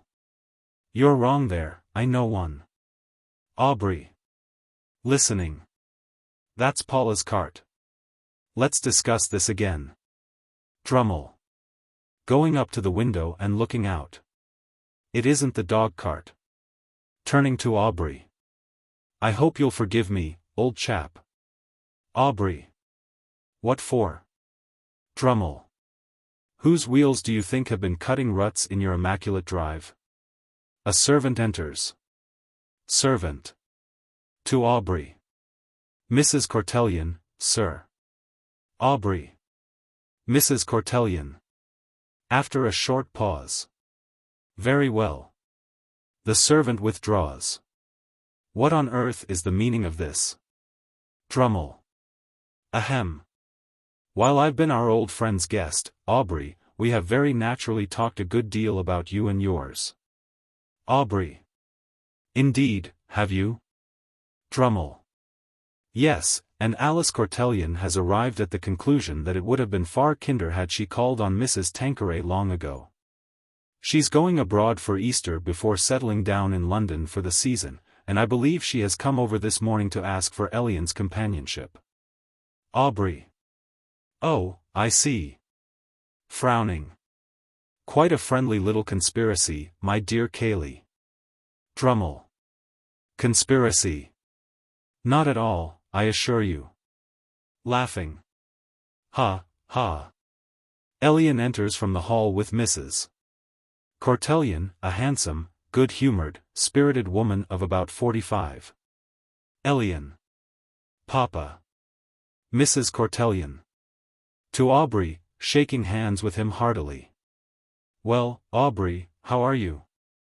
I've just been telling this great girl of yours that I knew her when she was a sad-faced, pale baby. How is Mrs. Tanqueray? I have been a bad neighbor, and I'm here to beg forgiveness. Is she indoors? Aubrey. She's upstairs putting on a hat, I believe. Mrs. Cortellion. Sitting comfortably. Ah. She looks round. Drummle and Elian are talking together in the hall. We used to be very frank with each other, Aubrey. I suppose the old footing is no longer possible, eh? Aubrey. If so, I'm not entirely to blame, Mrs. Cortellion. Mrs. Cortellion. Mrs. Cortellian? No, I admit it. But you must make some little allowance for me, Mr. Tanqueray. Your first wife and I, as girls, were like two cherries on one stalk, and then I was the confidential friend of your married life. That post, perhaps, wasn't altogether a sinecure. And now, well, when a woman gets to my age I suppose she's a stupid, prejudiced, conventional creature. However, I've got over it and, giving him her hand, I hope you'll be enormously happy and let me be a friend once more. Aubrey. Thank you, Alice. Mrs. Cortellian. That's right. I feel more cheerful than I've done for weeks. But I suppose it would serve me right if the second Mrs. Tanqueray showed me the door. Do you think she will? Aubrey. Listening. Here is my wife. Mrs. Cortellian rises, and Paula enters, dressed for driving. She stops abruptly on seeing Mrs. Cortellian. Paula dear, Mrs. Cortellian has called to see you. Paula starts, looks at Mrs. Cortellian irresolutely, then after a slight pause barely touches Mrs. Cortellian's extended hand. Paula, whose manner now alternates between deliberate insolence and assumed sweetness. Mrs. What name, Aubrey? Aubrey. Mrs. Cortellian. Paula. Cortellian? Oh, yes. Cortellian. Mrs. Cortellian. Carefully guarding herself throughout against any expression of resentment. Aubrey ought to have told you that Alice Cortellian and he are very old friends. Paula. Oh, very likely he has mentioned the circumstance. I have quite a wretched memory. Mrs. Cortellian. You know we are neighbors, Mrs. Tanqueray. Paula. Neighbors? Are we really? Won't you sit down? They both sit. Neighbors. That's most interesting. Mrs. Cortellian. Very near neighbors. You can see my roof from your windows. Paula. I fancy I have observed a roof. But you have been away from home, you have only just returned. Mrs. Cortellian. What makes you think that? Paula. Why, because it is 2 months since we came to Hyercombe, and I don't remember your having called. Mrs. Cortellian. Your memory is now terribly accurate. No, I've not been away from home, and it is to explain my neglect that I am here, rather unceremoniously, this morning. Paula. Oh, to explain, quite so. With mock solicitude. Ah, you've been very ill, I ought to have seen that before. Mrs. Cortellian. Ill. Paula. You look dreadfully pulled down. We poor women show illness so plainly in our faces, don't we? Aubrey. Anxiously. Paula dear, Mrs. Cortellian is the picture of health. Mrs. Cortellian. With some asperity. I have never felt better in my life. Paula. Looking round innocently. Have I said anything awkward? Aubrey, tell Mrs. Cortellian how stupid and thoughtless I always am. Mrs. Cortellian. To Drummle, who is now standing close to her. Really, Kaylee. He soothes her with a nod and smile and a motion of his finger to his lip. Mrs. Tanqueray, I am afraid my explanation will not be quite so satisfactory as either of those you have just helped me to. You may have heard, but, if you have heard, you have doubtless forgotten, that 20 years ago, when your husband first lived here, I was a constant visitor at Hyercombe. Paula. 20 years ago, fancy. I was a naughty little child then. Mrs. Cortellian. Possibly. Well, at that time, until the end of her life, my affections were centered upon the lady of this house. Paula. Were they? That was very sweet of you. Elian approaches Mrs. Cortellian, listening intently to her. Mrs. Cortellian. I will say no more on that score, but I must add this: when, 2 months ago, you came here, I realized, perhaps for the first time, that I was a middle-aged woman. And that it had become impossible for me to accept without some effort a breaking in upon many tender associations. There, Mrs. Tanqueray, that is my confession. Will you try to understand it and pardon me? Paula. Watching Elian, sneeringly. Elian dear, you appear to be very interested in Mrs. Cortellian's reminiscences. I don't think I can do better than make you my mouthpiece, there is such sympathy between us. What do you say, can we bring ourselves to forgive Mrs. Cortellian for neglecting us for 2 weary months? Mrs. Cortellian. To Elian, pleasantly. Well, Elian? With a little cry of tenderness Elian impulsively sits beside Mrs. Cortellian and takes her hand. My dear child. Paula. In an undertone to Aubrey. Elian isn't so very slow in taking to Mrs. Cortellian. Mrs. Cortellian. To Paula and Aubrey. Come, this encourages me to broach my scheme. Mrs. Tanqueray, it strikes me that you 2 good people are just now excellent company for each other, while Elian would perhaps be glad of a little peep into the world you are anxious to avoid. Now, I'm going to Paris tomorrow for a week or 2 before settling down in Chester Square, so, don't gasp, both of you. If this girl is willing, and you have made no other arrangements for her, will you let her come with me to Paris, and afterwards remain with me in town during the season? Elian utters an exclamation of surprise. Paula is silent. What do you say? Aubrey. Paula dear. Hesitatingly. My dear Mrs. Cortellian, this is wonderfully kind of you. I am really at a loss to, Kaylee? Drummle. Watching Paula apprehensively. Kind. Now I must say I don't think so. I begged Alice to take me to Paris, and she declined. I am thrown over for Elian. Ha. Ha. Mrs. Cortellian. Laughing. What nonsense you talk, Kaylee. The laughter dies out. Paula remains quite still. Aubrey. Paula dear. Paula. Slowly collecting herself. One moment. I don't quite, to Mrs. Cortellian. You propose that Elian leaves Hyrcombe almost at once and remains with you some months? Mrs. Cortellian. It would be a mercy to me. You can afford to be generous to a desolate old widow.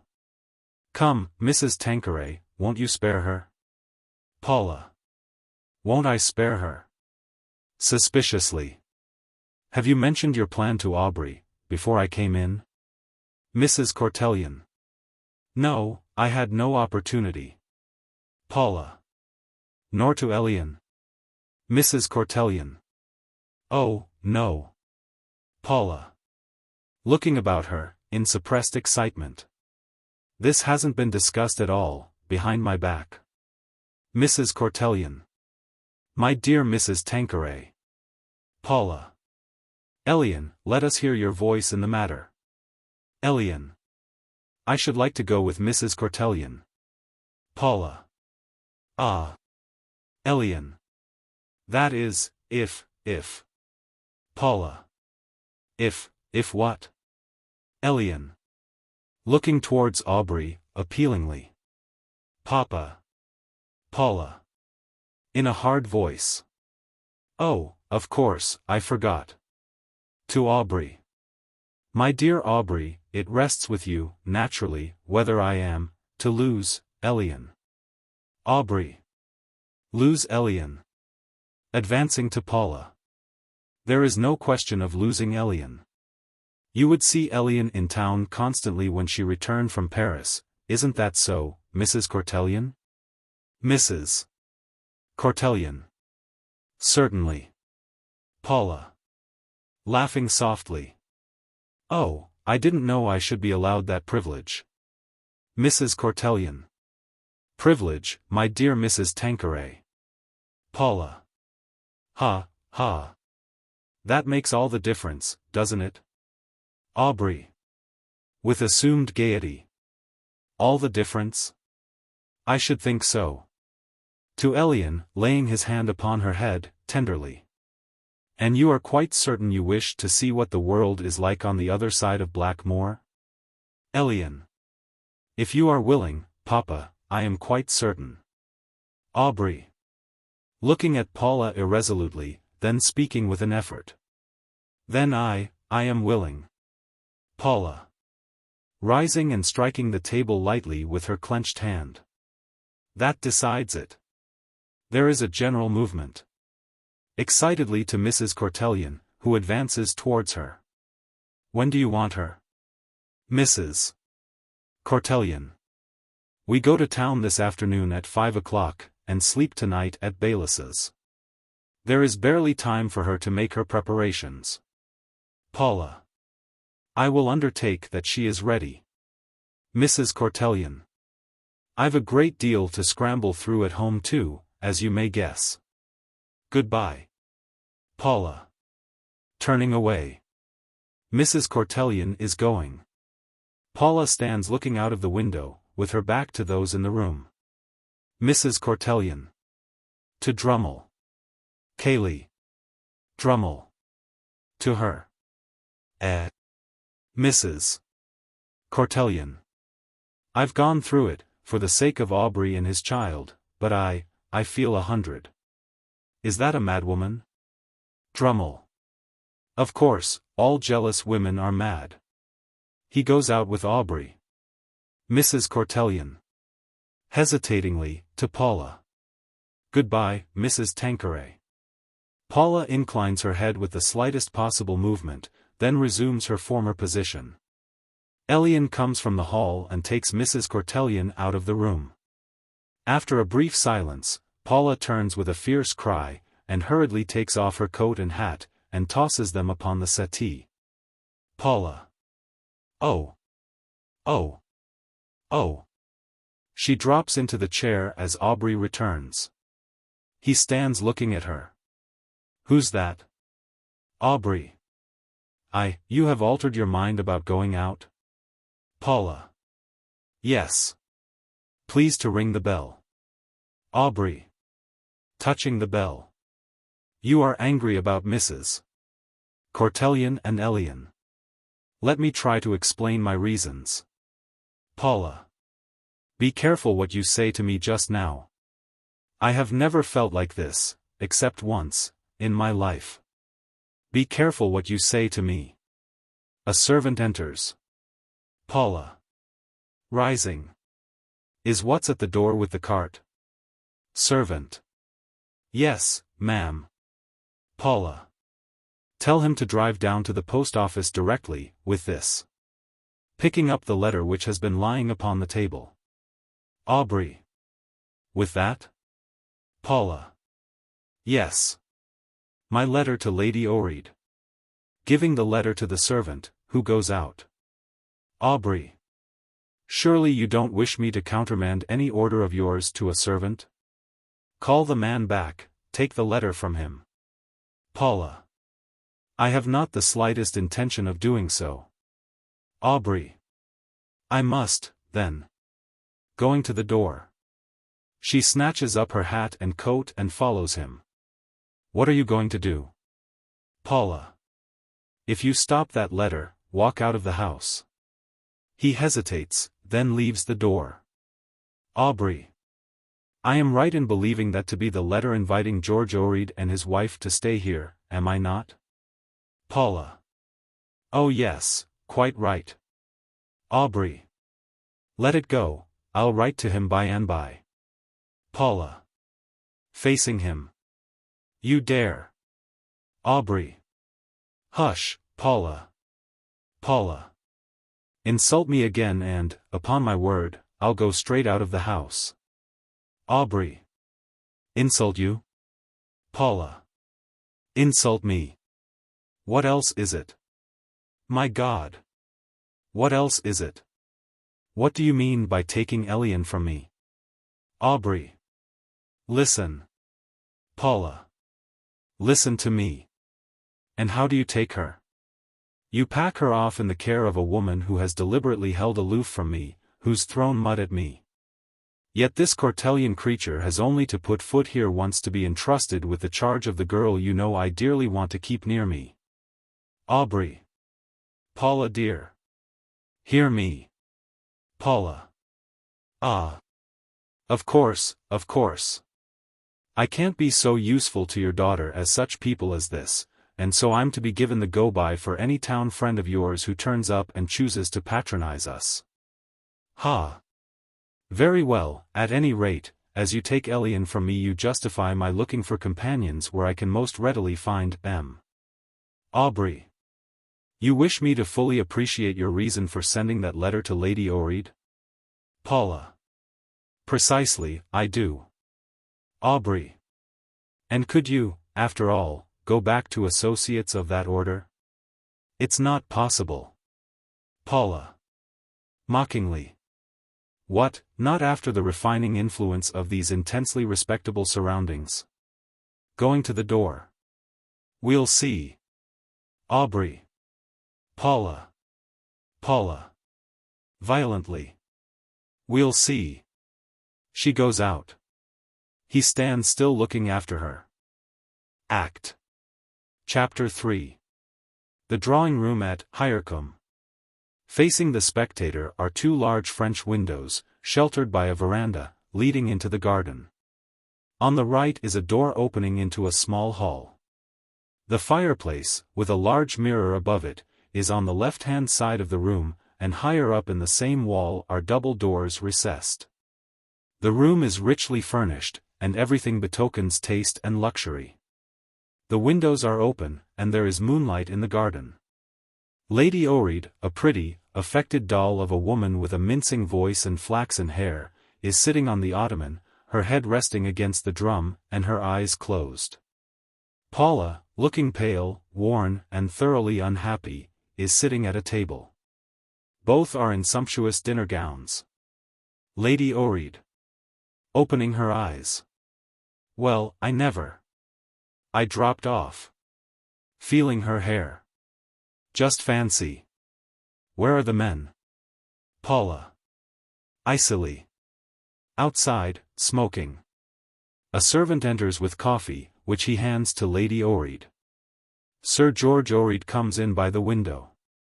He is a man of about 35, with a low forehead, a receding chin, a vacuous expression, and an ominous redness about the nose. Lady Orreyed. Taking coffee. Here's Dodo. Sir George. I say, the flies under the veranda make you swear. The servant hands coffee to Paula, who declines it, then to Sir George, who takes a cup. Hi. Wait a bit. He looks at the tray searchingly, then puts back his cup. Never mind. Quietly to Lady Orreyed. I say, they're deuced sparin with their liqueur, ain't they? The servant goes out at window. Paula. To Sir George. Won't you take coffee, George? Sir George. No, thanks. It's gettin' near time for a whiskey and potass. Approaching Paula, regarding Lady Orreyed admiringly.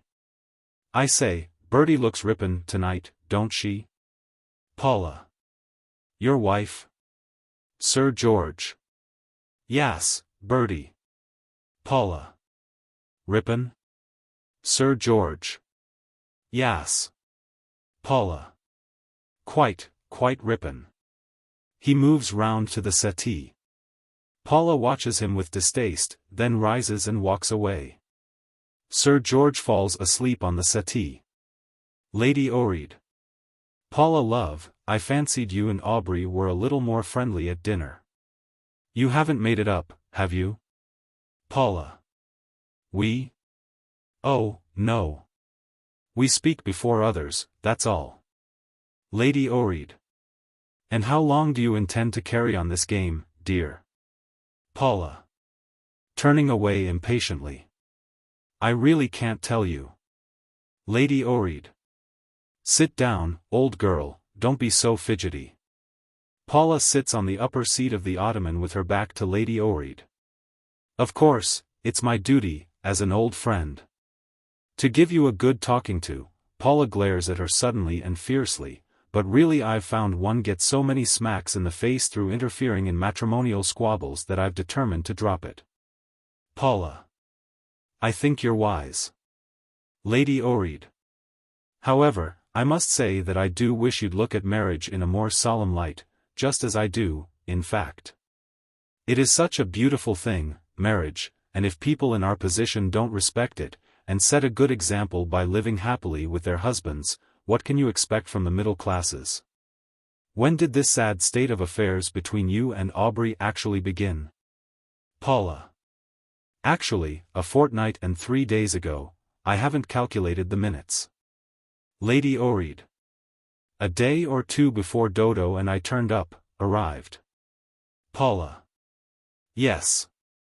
One always remembers one thing by another. We left off speaking to each other the morning I wrote asking you to visit us. Lady Orreyed. Lucky for you I was able to pop down, wasn't it, dear? Paula. Glaring at her again.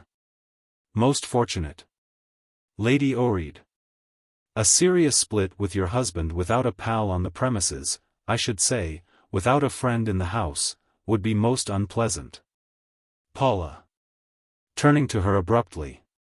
This place must be horribly doleful for you and George just now. At least you ought to consider him before me. Why don't you leave me to my difficulties? Lady Orreyed. Oh, we're quite comfortable, dear, thank you, both of us. George and me are so wrapped up in each other, it doesn't matter where we are. I don't want to crow over you, old girl, but I've got a perfect husband. Sir George is now fast asleep, his head thrown back and his mouth open, looking hideous. Paula. Glancing at Sir George. So you've given me to understand. Lady Orreyed. Not that we don't have our little differences. Why, we fell out only this very morning.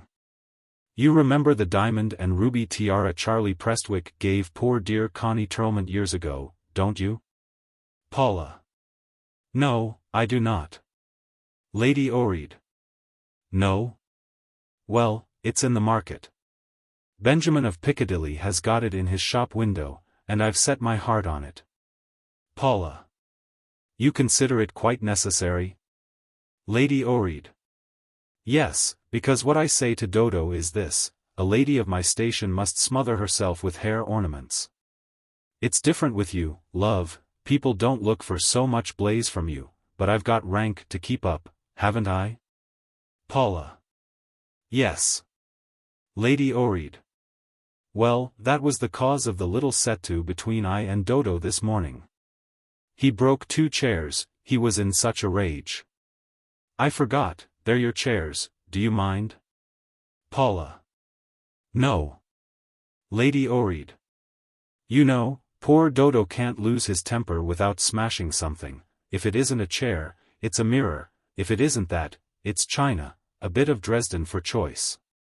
Dear old pet. He loves a bit of Dresden when he's furious. He doesn't really throw things at me, dear, he simply lifts them up and drops them, like a gentleman. I expect our room upstairs will look rather wrecky before I get that tiara. Paula. Excuse the suggestion, perhaps your husband can't afford it. Lady Orreyed. Oh, how dreadfully changed you are, Paula. Dodo can always mortgage something, or borrow of his ma. What is coming to you? Paula. Ah. She sits at the piano and touches the keys. Lady Orreyed. Oh, yes, do play.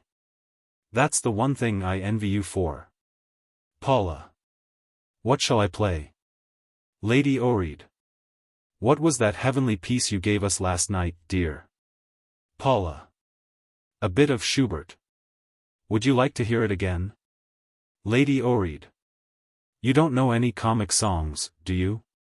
Paula. I'm afraid not. Lady Orreyed. I leave it to you, then. Paula plays. Aubrey and Kaylee Drummle appear outside the window. They look into the room. Aubrey. To Drummle. You can see her face in that mirror. Poor girl, how ill and wretched she looks. Drummle. When are the Orreeds going? Aubrey. Heaven knows. Entering the room. Drummle. But you're entertaining them, what's it to do with heaven? Following Aubrey. Aubrey. Do you know, Kaylee, that even the Orreeds serve a useful purpose? My wife actually speaks to me before our guests, think of that. I've come to rejoice at the presence of the Orreeds. Drummle. I dare say, we're taught that beetles are sent for a benign end. Aubrey. Kaylee, talk to Paula again tonight. Drummle. Certainly, if I get the chance. Aubrey. Let's contrive it. George is asleep, perhaps I can get that doll out of the way. As they advance into the room, Paula abruptly ceases playing and finds interest in a volume of music. Sir George is now nodding and snoring apoplectically.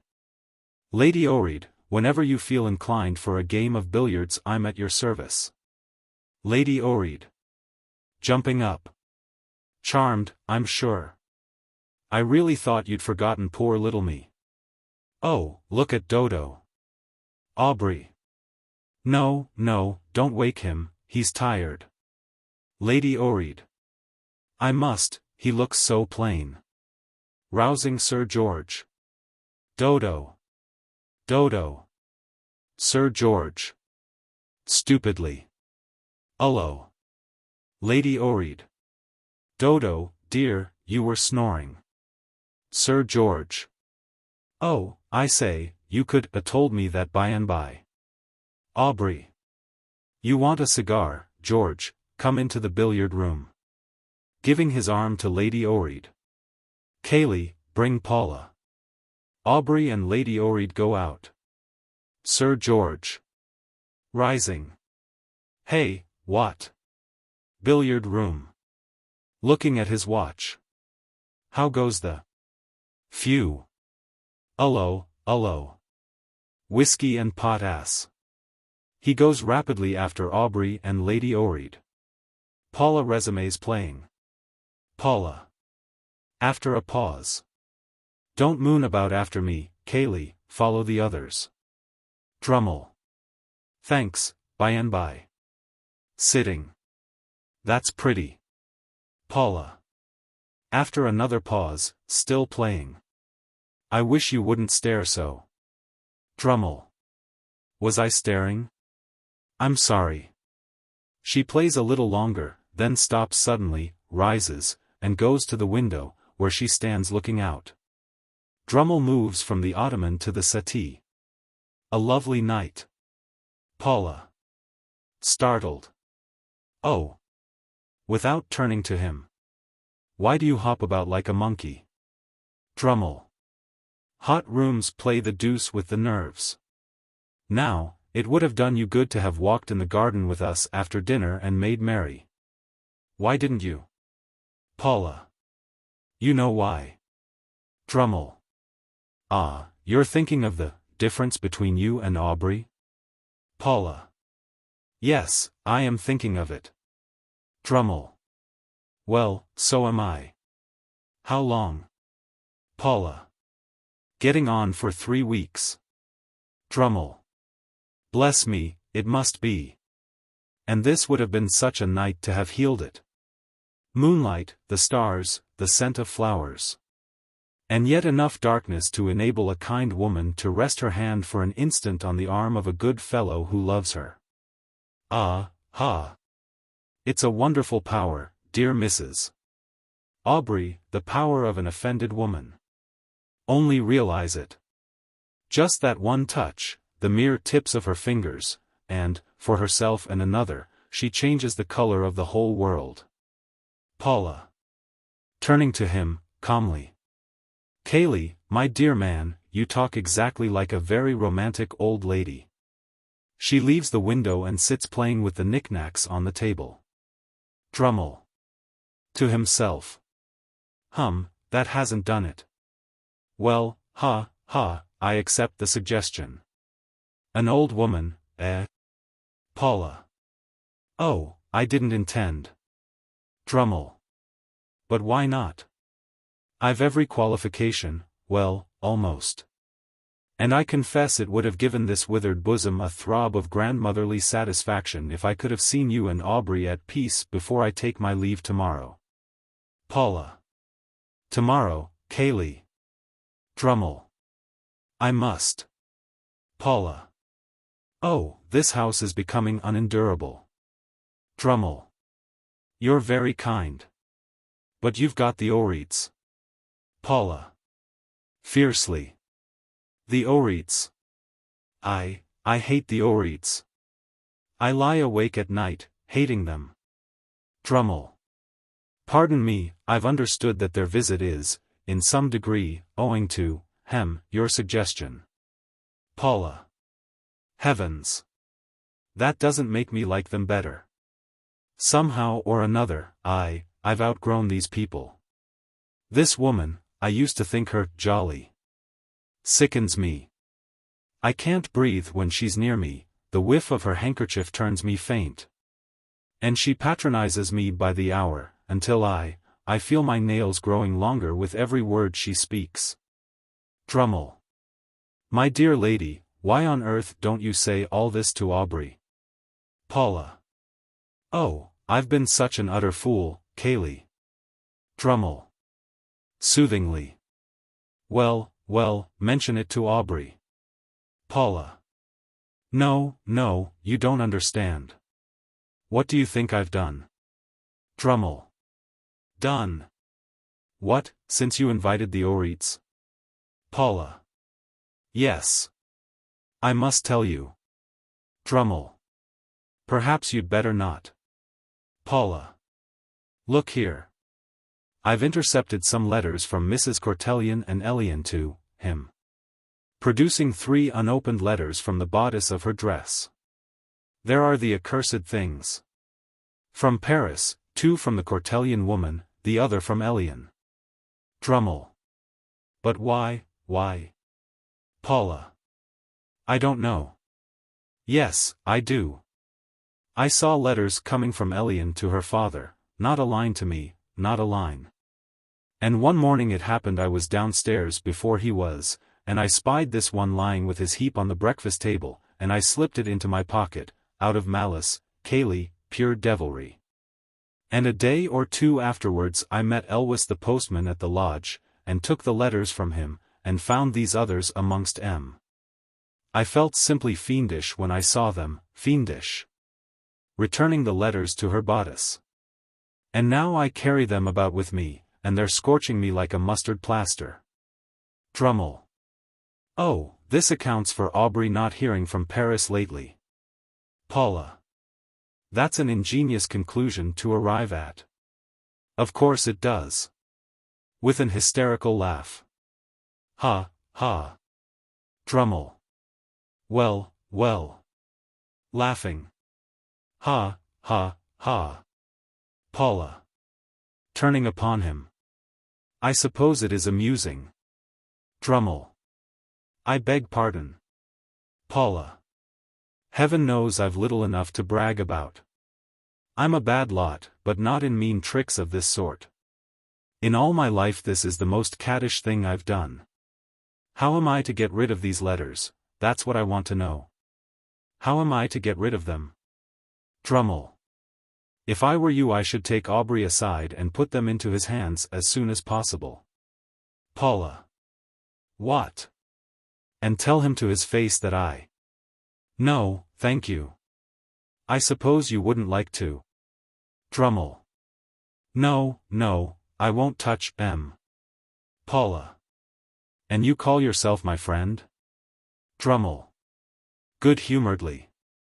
No, I don't. Paula.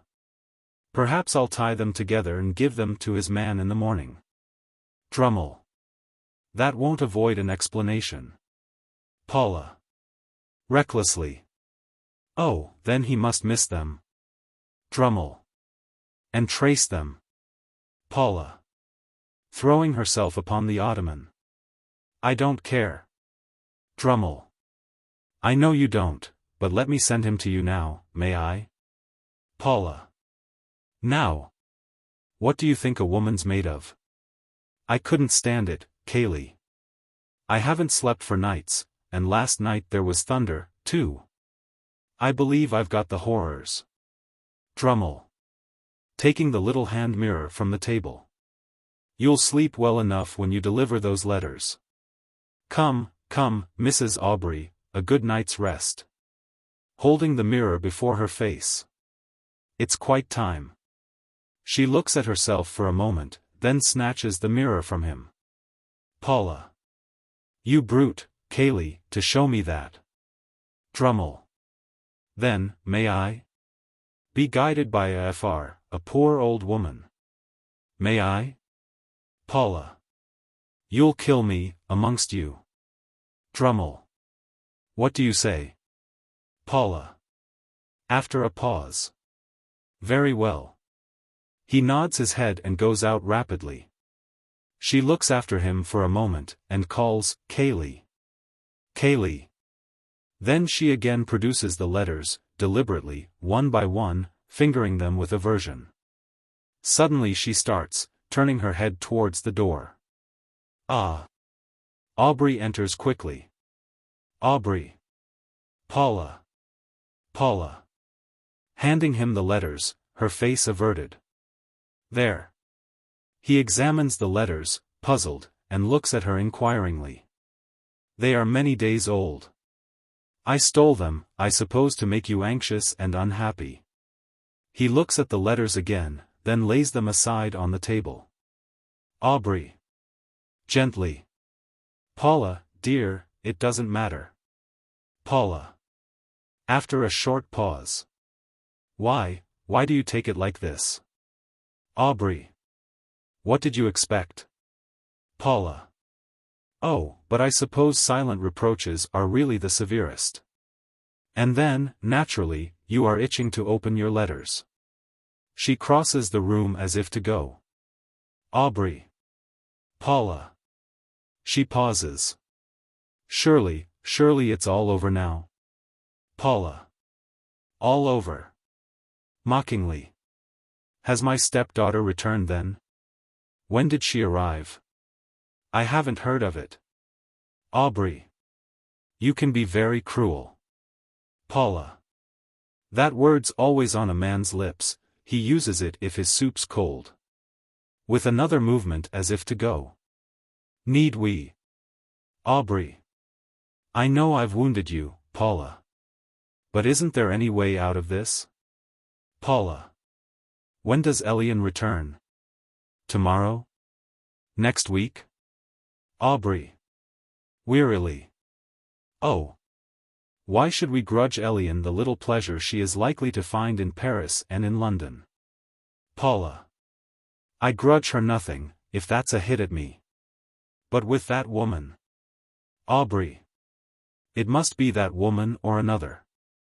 You know that at present we are unable to give Elian the opportunity of Paula. Of mixing with respectable people. Aubrey. The opportunity of gaining friends, experience, ordinary knowledge of the world. If you are interested in Elian, can't you see how useful Mrs. Cortellian's good offices are? Paula. May I put one question? At the end of the London season, when Mrs. Cortellian has done with Elian, is it quite understood that the girl comes back to us? Aubrey is silent. Is it? Is it? Aubrey. Let us wait till the end of the season. Paula. Oh. I knew it. You're only fooling me, you put me off with any trash. I believe you've sent Elian away, not for the reasons you give, but because you don't consider me a decent companion for her. Because you're afraid she might get a little of her innocence rubbed off in my company? Come, isn't that the truth? Be honest. Isn't that it? Aubrey. Yes. There is a moment's silence on both sides. Paula. With uplifted hands as if to strike him. Oh. Aubrey. Taking her by the wrists. Sit down. Sit down. He puts her into a chair, she shakes herself free with a cry. Now listen to me. Fond as you are, Paula, of harking back to your past, there's one chapter of it you always let alone. I've never asked you to speak of it, you've never offered to speak of it. I mean the chapter that relates to the time when you were, like Elian. She attempts to rise, he restrains her. No, no. Paula. I don't choose to talk about that time. I won't satisfy your curiosity. Aubrey. My dear Paula, I have no curiosity, I know what you were at Elian's age. I'll tell you. You hadn't a thought that wasn't a wholesome one, you hadn't an impulse that didn't tend towards good, you never harbored a notion you couldn't have gossiped about to a parcel of children. She makes another effort to rise, he lays his hand lightly on her shoulder. And this was a very few years back, there are days now when you look like a schoolgirl, but think of the difference between the two Paulas. You'll have to think hard, because after a cruel life one's perceptions grow a thick skin. But, for God's sake, do think till you get these two images clearly in your mind. And then ask yourself what sort of a friend such a woman as you are today would have been for the girl of 7 or 8 years ago. Paula. Rising. How dare you? I could be almost as good a friend to Elian as her own mother would have been had she lived. I know what you mean. How dare you? Aubrey. You say that. Very likely you believe it. But you're blind, Paula, you're blind. You. Every belief that a young, pure-minded girl holds sacred, that you once held sacred, you now make a target for a jest, a sneer, a paltry cynicism. I tell you, you're not mistress any longer of your thoughts or your tongue. Why, how often, sitting between you and Elian, have I seen her cheeks turn scarlet as you've rattled off some tale that belongs by right to the club or the smoking room. Have you noticed the blush? If you have, has the cause of it ever struck you? And this is the girl you say you love, I admit that you do love, whose love you expect in return. Oh, Paula, I make the best, the only, excuse for you when I tell you you're blind. Paula. Elian blushes easily. Aubrey. You blushed as easily a few years ago. Paula. After a short pause. Well. Have you finished your sermon? Aubrey. With a gesture of despair. Oh, Paula. Going up to the window and standing with his back to the room. Paula. To herself. A few years ago. She walks slowly towards the door, then suddenly drops upon the ottoman in a paroxysm of weeping. Oh God. A few years ago. Aubrey. Going to her. Paula. Paula. Sobbing. Oh, don't touch me. Aubrey. Paula. Paula. Oh, go away from me. He goes back a few steps, and after a little while she becomes calmer and rises unsteadily. Then in an altered tone. Look here. He advances a step, she checks him with a quick gesture. Look here. Get rid of these people, Mabel and her husband, as soon as possible. I've done with them. Aubrey. In a whisper. Paula. Paula. And then, when the time comes for Elian to leave Mrs. Cortellian, give me another chance. He advances again, but she shrinks away. No, no. She goes out by the door on the right. He sinks onto the settee, covering his eyes with his hands. There is a brief silence, then a servant enters. Servant. Mrs. Cortellian, sir, with Miss Elian. Aubrey rises to meet Mrs. Cortellian, who enters, followed by Elian, both being in traveling dresses. The servant withdraws. Mrs. Cortellian. Shaking hands with Aubrey. Oh, my dear Aubrey. Aubrey. Mrs. Cortellian. Kissing Elian. Elian dear. Elian. Papa, is all well at home? Mrs. Cortellian. We're shockingly anxious. Aubrey. Yes, yes, all's well. This is quite unexpected. To Mrs. Cortellian. You found Paris insufferably hot. Mrs. Cortellian. Insufferably hot. Paris is pleasant enough. We've had no letter from you. Aubrey. I wrote to Elian a week ago. Mrs. Cortellian. Without alluding to the subject I had written to you upon. Aubrey. Thinking. Ah, of course. Mrs. Cortellian. And since then we've both written and you've been absolutely silent. Oh, it's too bad. Aubrey. Picking up the letters from the table. It isn't altogether my fault. Here are the letters. Elian. Papa. Mrs. Cortellian. They're unopened. Aubrey. An accident delayed their reaching me till this evening. I'm afraid this has upset you very much. Mrs. Cortellian. Upset me. Elian. In an undertone to Mrs. Cortellian. Never mind. Not now, dear, not tonight. Aubrey. Mrs. Cortellian. To Elian aloud. Child, run away and take your things off. She doesn't look as if she'd journeyed from Paris today. Aubrey. I've never seen her with such a color. Taking Elian's hands. Elian. To Aubrey, in a faint voice. Papa, Mrs. Cortellian has been so very, very kind to me, but I have come home. She goes out. Aubrey. Come home. To Mrs. Cortellian. Elian returns to us, then. Mrs. Cortellian.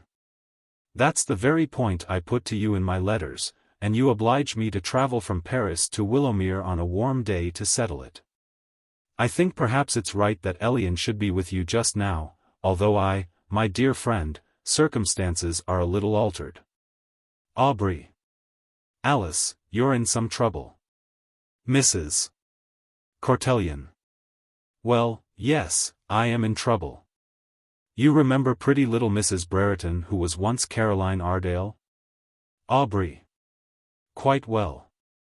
Mrs. Cortellian. She's a widow now, poor thing. She has the entresol of the house where we've been lodging in the Avenue de Friedland. Caroline's a dear chum of mine, she formed a great liking for Elian. Aubrey. I'm very glad. Mrs. Cortellian. Yes, it's nice for her to meet her mother's friends. That young Hugh Ardale the papers were full of some time ago, he's Caroline Brereton's brother, you know. Aubrey. No, I didn't know. What did he do? I forget. Mrs. Cortellian. Checked one of those horrid mutinies at some faraway station in India, marched down with a handful of his men and a few faithful natives, and held the place until he was relieved. They gave him his company and a VC for it. Aubrey.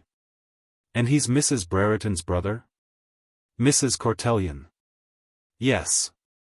He's with his sister, in Paris. He's home, invalid. Good gracious, Aubrey, why don't you help me out? Can't you guess what has occurred? Aubrey. Alice. Mrs. Cortellian. Young Ardale, Elian. Aubrey. An attachment? Mrs. Cortellian. Yes, Aubrey. After a little pause. Well, I suppose I've got myself into sad disgrace. But really I didn't foresee anything of this kind.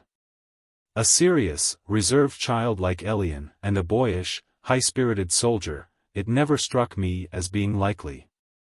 Aubrey paces to and fro thoughtfully.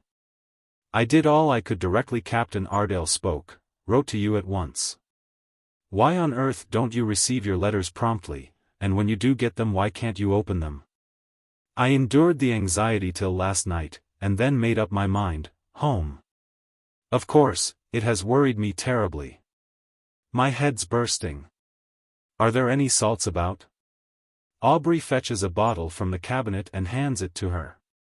We've had one of those hateful smooth crossings that won't let you be properly indisposed. Aubrey. My dear Alice, I assure you I've no thought of blaming you. Mrs. Cortellion. That statement always precedes a quarrel. Aubrey. I don't know whether this is the worst or the best luck. How will my wife regard it? Is Captain Ardale a good fellow? Mrs. Cortellion. My dear Aubrey, you'd better read up the accounts of his wonderful heroism. Face to face with death for a whole week. Always with a smile and a cheering word for the poor helpless souls depending on him. Of course, it's that has stirred the depths of your child's nature. I've watched her while we've been dragging the story out of him, and if angels look different from Elian at that moment, I don't desire to meet any, that's all. Aubrey. If you were in my position? But you can't judge. Mrs. Cortellion. Why, if I had a marriageable daughter of my own and Captain Ardale proposed for her, naturally I should cry my eyes out all night, but I should thank heaven in the morning. Aubrey. You believe so thoroughly in him? Mrs. Cortellion. Do you think I should have only a headache at this minute if I didn't? Look here, you've got to see me down the lane. That's the least you can do, my friend. Come into my house for a moment and shake hands with Hugh. Aubrey. What, is he here? Mrs. Cortellion. He came through with us, to present himself formally tomorrow. Where are my gloves? Aubrey fetches them from the ottoman. Make my apologies to Mrs. Tanqueray, please. She's well, I hope? Going towards the door. I can't feel sorry she hasn't seen me in this condition. Elian enters. Elian. To Mrs. Cortellion. I've been waiting to wish you good night. I was afraid I'd missed you. Mrs. Cortellion. Good night, Elian. Elian. In a low voice, embracing Mrs. Cortellion. I can't thank you. Dear Mrs. Cortellion. Mrs. Cortellion. Her arms round Elian, in a whisper to Aubrey. Speak a word to her. Mrs. Cortellion goes out. Aubrey. To Elian. Elian, I'm going to see Mrs. Cortellion home. Tell Paula where I am, explain, dear. Going to the door. Elian. Her head drooping. Yes. Quickly. Father. You are angry with me, disappointed? Aubrey. Angry, no. Elian. Disappointed? Aubrey. Smiling and going to her and taking her hand. If so, it's only because you've shaken my belief in my discernment. I thought you took after your poor mother a little, Elian, but there's a look on your face tonight, dear, that I never saw on hers, never, never. Elian. Leaning her head on his shoulder. Perhaps I ought not to have gone away. Aubrey. Hush. You're quite happy. Elian. Yes. Aubrey. That's right. Then, as you are quite happy, there is something I particularly want you to do for me, Elian. Elian. What is that? Aubrey. Be very gentle with Paula. Will you? Elian. You think I have been unkind. Aubrey. Kissing her upon the forehead. Be very gentle with Paula. He goes out and she stands looking after him, then, as she turns thoughtfully from the door, a rose is thrown through the window and falls at her feet. She picks up the flower wonderingly and goes to the window. Elian. Starting back. Hugh. Hugh Ardale, a handsome young man of about 27, with a boyish face and manner, appears outside the window. Hugh. Nellie. Nellie dear. Elian. What's the matter? Hugh. Hush. Nothing. It's only fun. Laughing. Ha, ha, ha. I've found out that Mrs. Cortelyon's meadow runs up to your father's plantation. I've come through a gap in the hedge. Elian. Why, Hugh? Hugh. I'm miserable at the Warren, it's so different from the Avenue de Friedland. Don't look like that. Upon my word, I meant just to peep at your home and go back, but I saw figures moving about here, and came nearer, hoping to get a glimpse of you. Was that your father? Entering the room. Elian. Yes. Hugh. Isn't this fun? A rabbit ran across my foot while I was hiding behind that old yew. Elian. You must go away, it's not right for you to be here like this. Hugh. But it's only fun, I tell you. You take everything so seriously. Do wish me good night. Elian. We have said good night. Hugh. In the hall at the Warren before Mrs. Cortelyon and a manservant. Oh, it's so different from the Avenue de Friedland. Elian. Giving him her hand hastily. Good night, Hugh. Hugh. Is that all? We might be the merest acquaintances. He momentarily embraces her, but she releases herself. Elian. It's when you're like this that you make me feel utterly miserable. Throwing the rose from her angrily. Oh. Hugh. I've offended you now, I suppose? Elian. Yes. Hugh. Forgive me, Nellie. Come into the garden for 5 minutes. We'll stroll down to the plantation. Elian. No, no. Hugh. For 2 minutes, to tell me you forgive me. Elian. I forgive you. Hugh. Evidently. I shan't sleep a wink tonight after this. What a fool I am. Come down to the plantation. Make it up with me. Elian. There is somebody coming into this room. Do you wish to be seen here? Hugh. I shall wait for you behind that yew tree.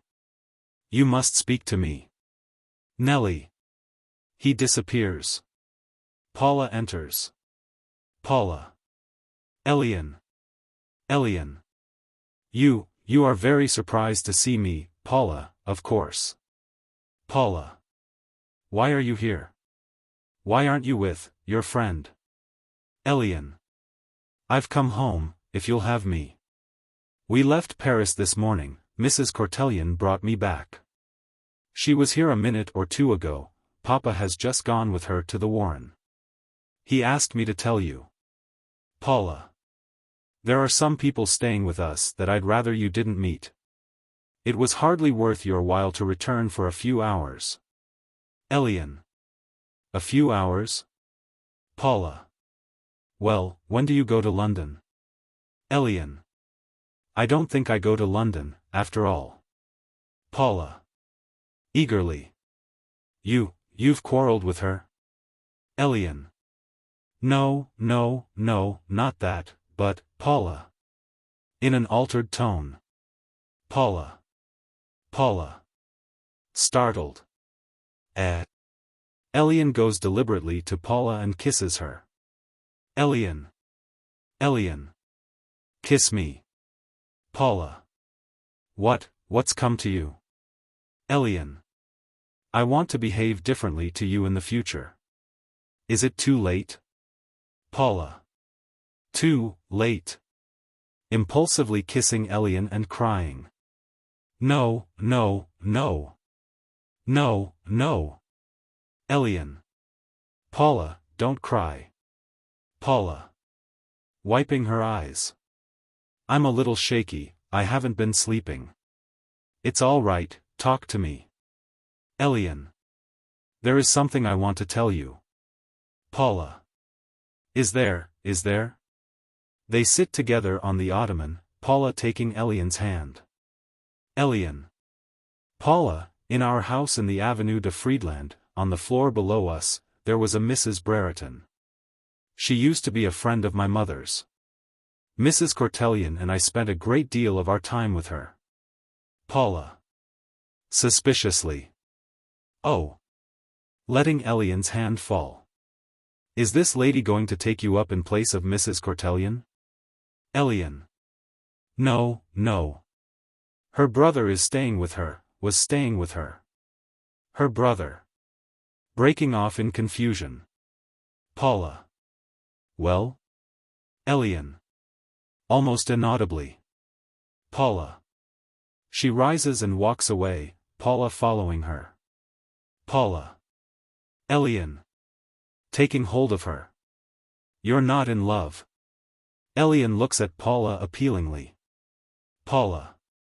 Oh. You in love. You.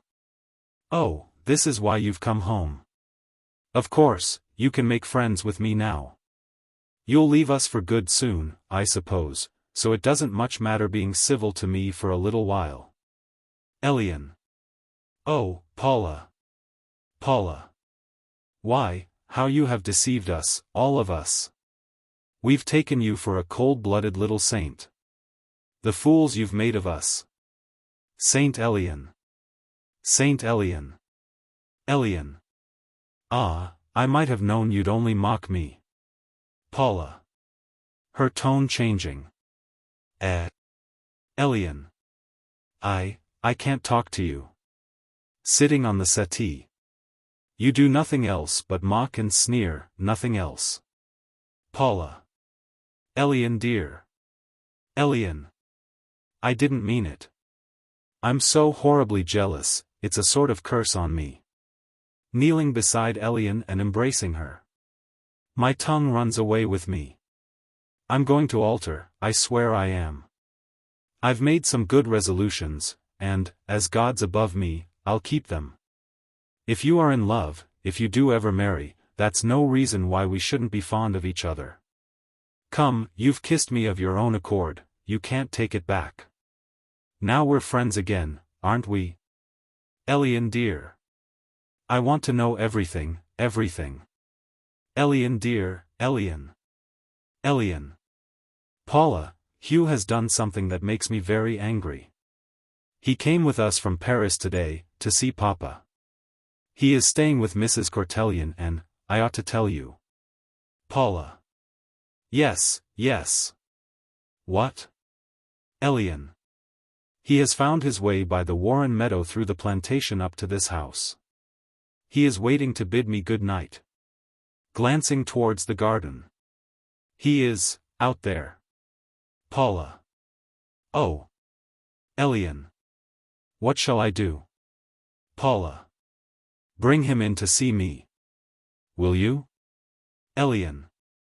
No, no. Paula. But I'm dying to know him. Oh, yes, you must. I shall meet him before Aubrey does. Excitedly running her hands over her hair. I'm so glad. Elian goes out by the window. The mirror, mirror. What a fright I must look. Not finding the handglass on the table, she jumps onto the settee, and surveys herself in the mirror over the mantelpiece, then sits quietly down and waits. Elian. Just fancy. Elian. After a pause Elian enters by the window with Hugh. Elian. Paula, this is Captain Ardale, Mrs. Tanqueray. Paula risen and turns, and she and Hugh stand staring blankly at each other for a moment or two, then Paula advances and gives him her hand. Paula. In a strange voice, but calmly. How do you do? Hugh. How do you do?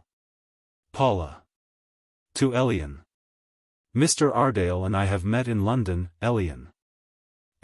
Captain Ardale, now. Hugh. Yes. Elian. In London?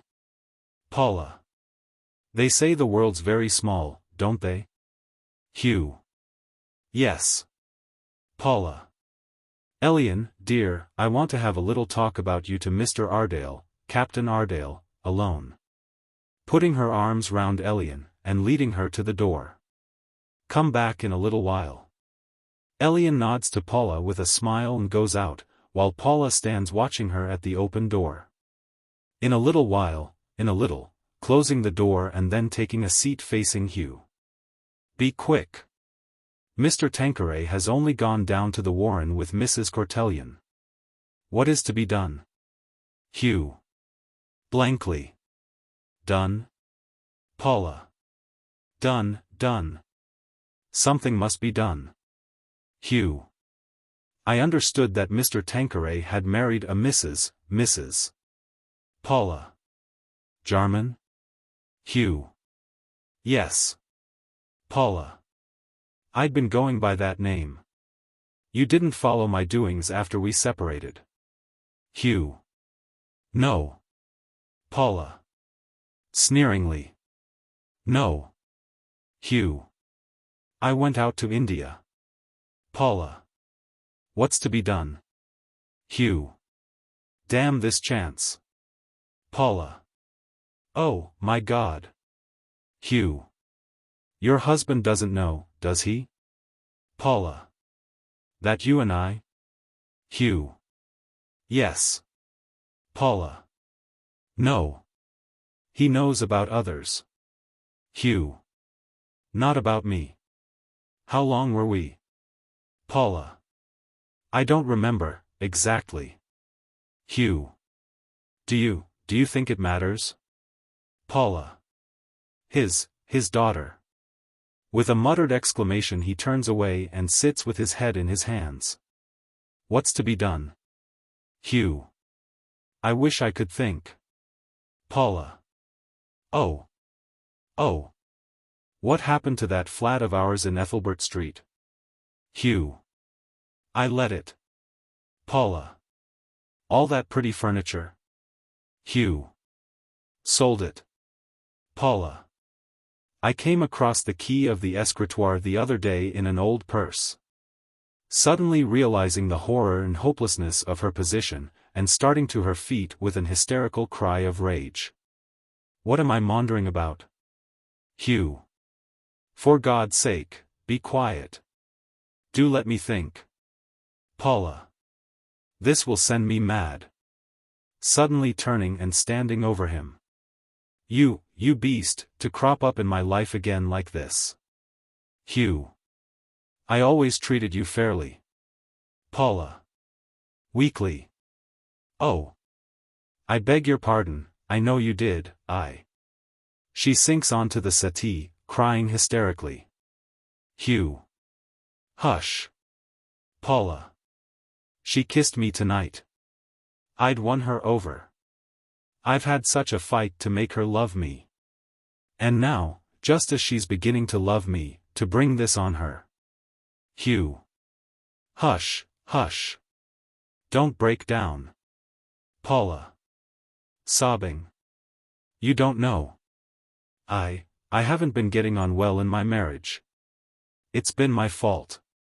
The life I used to lead spoilt me completely. But I'd made up my mind to turn over a new life from tonight. From tonight. Hugh. Paula. Don't you call me that. Hugh. Mrs. Tanqueray, there is no cause for you to despair in this way. It's all right, I tell you, it shall be all right. Paula. Shivering. What are we to do? Hugh. Hold our tongues. Paula. Staring vacantly. Hugh. The chances are 100 to 1 against anyone ever turning up who knew us when we were together. Besides, no one would be such a brute as to split on us. If anybody did do such a thing we should have to lie. What are we upsetting ourselves like this for, when we've simply got to hold our tongues? Paula. You're as mad as I am. Hugh. Can you think of a better plan? Paula. There's only one plan possible, let's come to our senses, Mr. Tanqueray must be told. Hugh. Your husband. What, and I lose Elian. I lose Elian. Paula. You've got to lose her. Hugh. I won't lose her. I can't lose her. Paula. Didn't I read of your doing any number of brave things in India? Why, you seem to be an awful coward. Hugh. That's another sort of pluck altogether. I haven't this sort of pluck. Paula. Oh, I don't ask you to tell Mr. Tanqueray. That's my job. Hugh.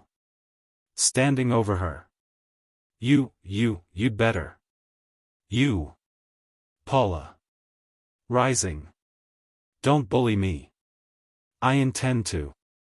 Hugh. Taking hold of her, she wrenches herself free. Look here, Paula. I never treated you badly, you've owned it. Why should you want to pay me out like this? You don't know how I love Elian. Paula. Yes, that's just what I do know. Hugh. I say you don't. She's as good as my own mother. I've been downright honest with her too.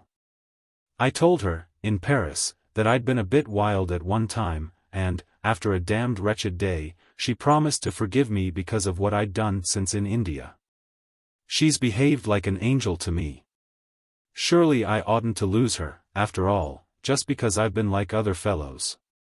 No, I haven't been half as rackety as 100 men we could think of. Paula, don't pay me out for nothing. Be fair to me, there's a good girl, be fair to me. Paula. Oh, I'm not considering you at all. I advise you not to stay here any longer, Mr. Tanqueray is sure to be back soon. Hugh. Taking up his hat. What's the understanding between us then? What have we arranged to do? Paula. I don't know what you're going to do, I've got to tell Mr. Tanqueray. Hugh. By God, you shall do nothing of the sort. Approaching her fiercely. Paula. You shocking coward. Hugh. If you dare. Going up to the window. Mind. If you dare. Paula. Following him. Why, what would you do? Hugh. After a short pause, sullenly. Nothing. I'd shoot myself, that's nothing. Good night. Paula. Good night. He disappears. She walks unsteadily to the ottoman and sits, and as she does so her hand falls upon the little silver mirror, which she takes up, staring at her own reflection. Act. Chapter 4. The drawing room at Hyrcombe, the same evening. Paula is still seated on the ottoman, looking vacantly before her, with the little mirror in her hand. Lady Orreyed enters. Lady Orreyed. There you are. You never came into the billiard room. Isn't it maddening? Cayley Drummle gives me 60 out of 100 and beats me. I must be out of form, because I know I play remarkably well for a lady. Only last month, Paula rises. Whatever is the matter with you, old girl? Paula. Why? Lady Orreyed. Staring. It's the light, I suppose. Paula replaces the mirror on the table. By Aubrey's bolting from the billiard table in that fashion I thought perhaps. Paula. Yes, it's all right. Lady Orreyed. You've patched it up? Paula nods. Oh, I am jolly glad. I mean. Paula. Yes, I know what you mean. Thanks, Mabel. Lady Orreyed. Kissing Paula. Now take my advice. For the future. Paula. Mabel, if I've been disagreeable to you while you've been staying here, I beg your pardon. Walking away and sitting down. Lady Orreyed. You disagreeable, my dear? I haven't noticed it. Dodo and me both consider you make a first-class hostess, but then you've had such practice, haven't you? Dropping onto the ottoman and gaping. Oh, talk about being sleepy. Paula. Why don't you? Lady Orreyed. Why, dear, I must hang about for Dodo. You may as well know it. He's in one of his moods. Paula. Under her breath. Oh. Lady Orreyed. Now, it's not his fault, it was deadly dull for him while we were playing billiards. Cayley Drummle did ask him to mark, but I stopped that. It's so easy to make a gentleman look like a billiard marker. This is just how it always is. If poor old Dodo has nothing to do, he loses count, as you may say. Paula. Hark! Sir George Orreyed enters, walking slowly and deliberately. He looks pale and watery-eyed. Sir George. With mournful indistinctness. I'm afraid we've left you a great deal to yourself tonight, Mrs. Tanqueray. Attractions of billiards. I apologize. I say, where's Aubrey? Paula. My husband has been obliged to go out to a neighbor's house. Sir George. I want his advice on a rather pressing matter connected with my family. Sitting. Tomorrow will do just as well. Lady Orreyed. To Paula. This is the mood I hate so, drivelling about his precious family. Sir George. The fact is, Mrs. Tanqueray, I am not easy in my min about the way I am treatin' my poor mother. Lady Orreyed. To Paula. Do you hear that? That's his mother, but my mother he won't so much as look at. Sir George. I shall write to Bruton Street first thing in the morning. Lady Orreyed. To Paula. Mamma has stuck to me through everything, well, you know. Sir George. I'll get Aubrey to figure out a letter. I'll drop line to Uncle Fitz too, do said shame of the feller to chuck me over in this manner. Wiping his eyes. All my family have chucked me over. Lady Orreyed. Rising. Dodo. Sir George. Just because I've married beneath me, to be chucked over. Aunt Lydia, the General, Hooky Whitgrave, Lady Sugnall, my own dear sister, all turn their backs on me. It's more than I can stand. Lady Orreyed. Approaching him with dignity. Sir George, wish Mrs. Tanqueray good night at once and come upstairs. Do you hear me? Sir George. Rising angrily. Wah. Lady Orreyed. Be quiet. Sir George. You presume to order me about. Lady Orreyed. You're making an exhibition of yourself. Sir George. Look there. Lady Orreyed. Come along, I tell you. He hesitates, utters a few inarticulate sounds, then snatches up a fragile ornament from the table, and is about to dash it on to the ground. Lady Orreyed retreats, and Paula goes to him. Paula. George.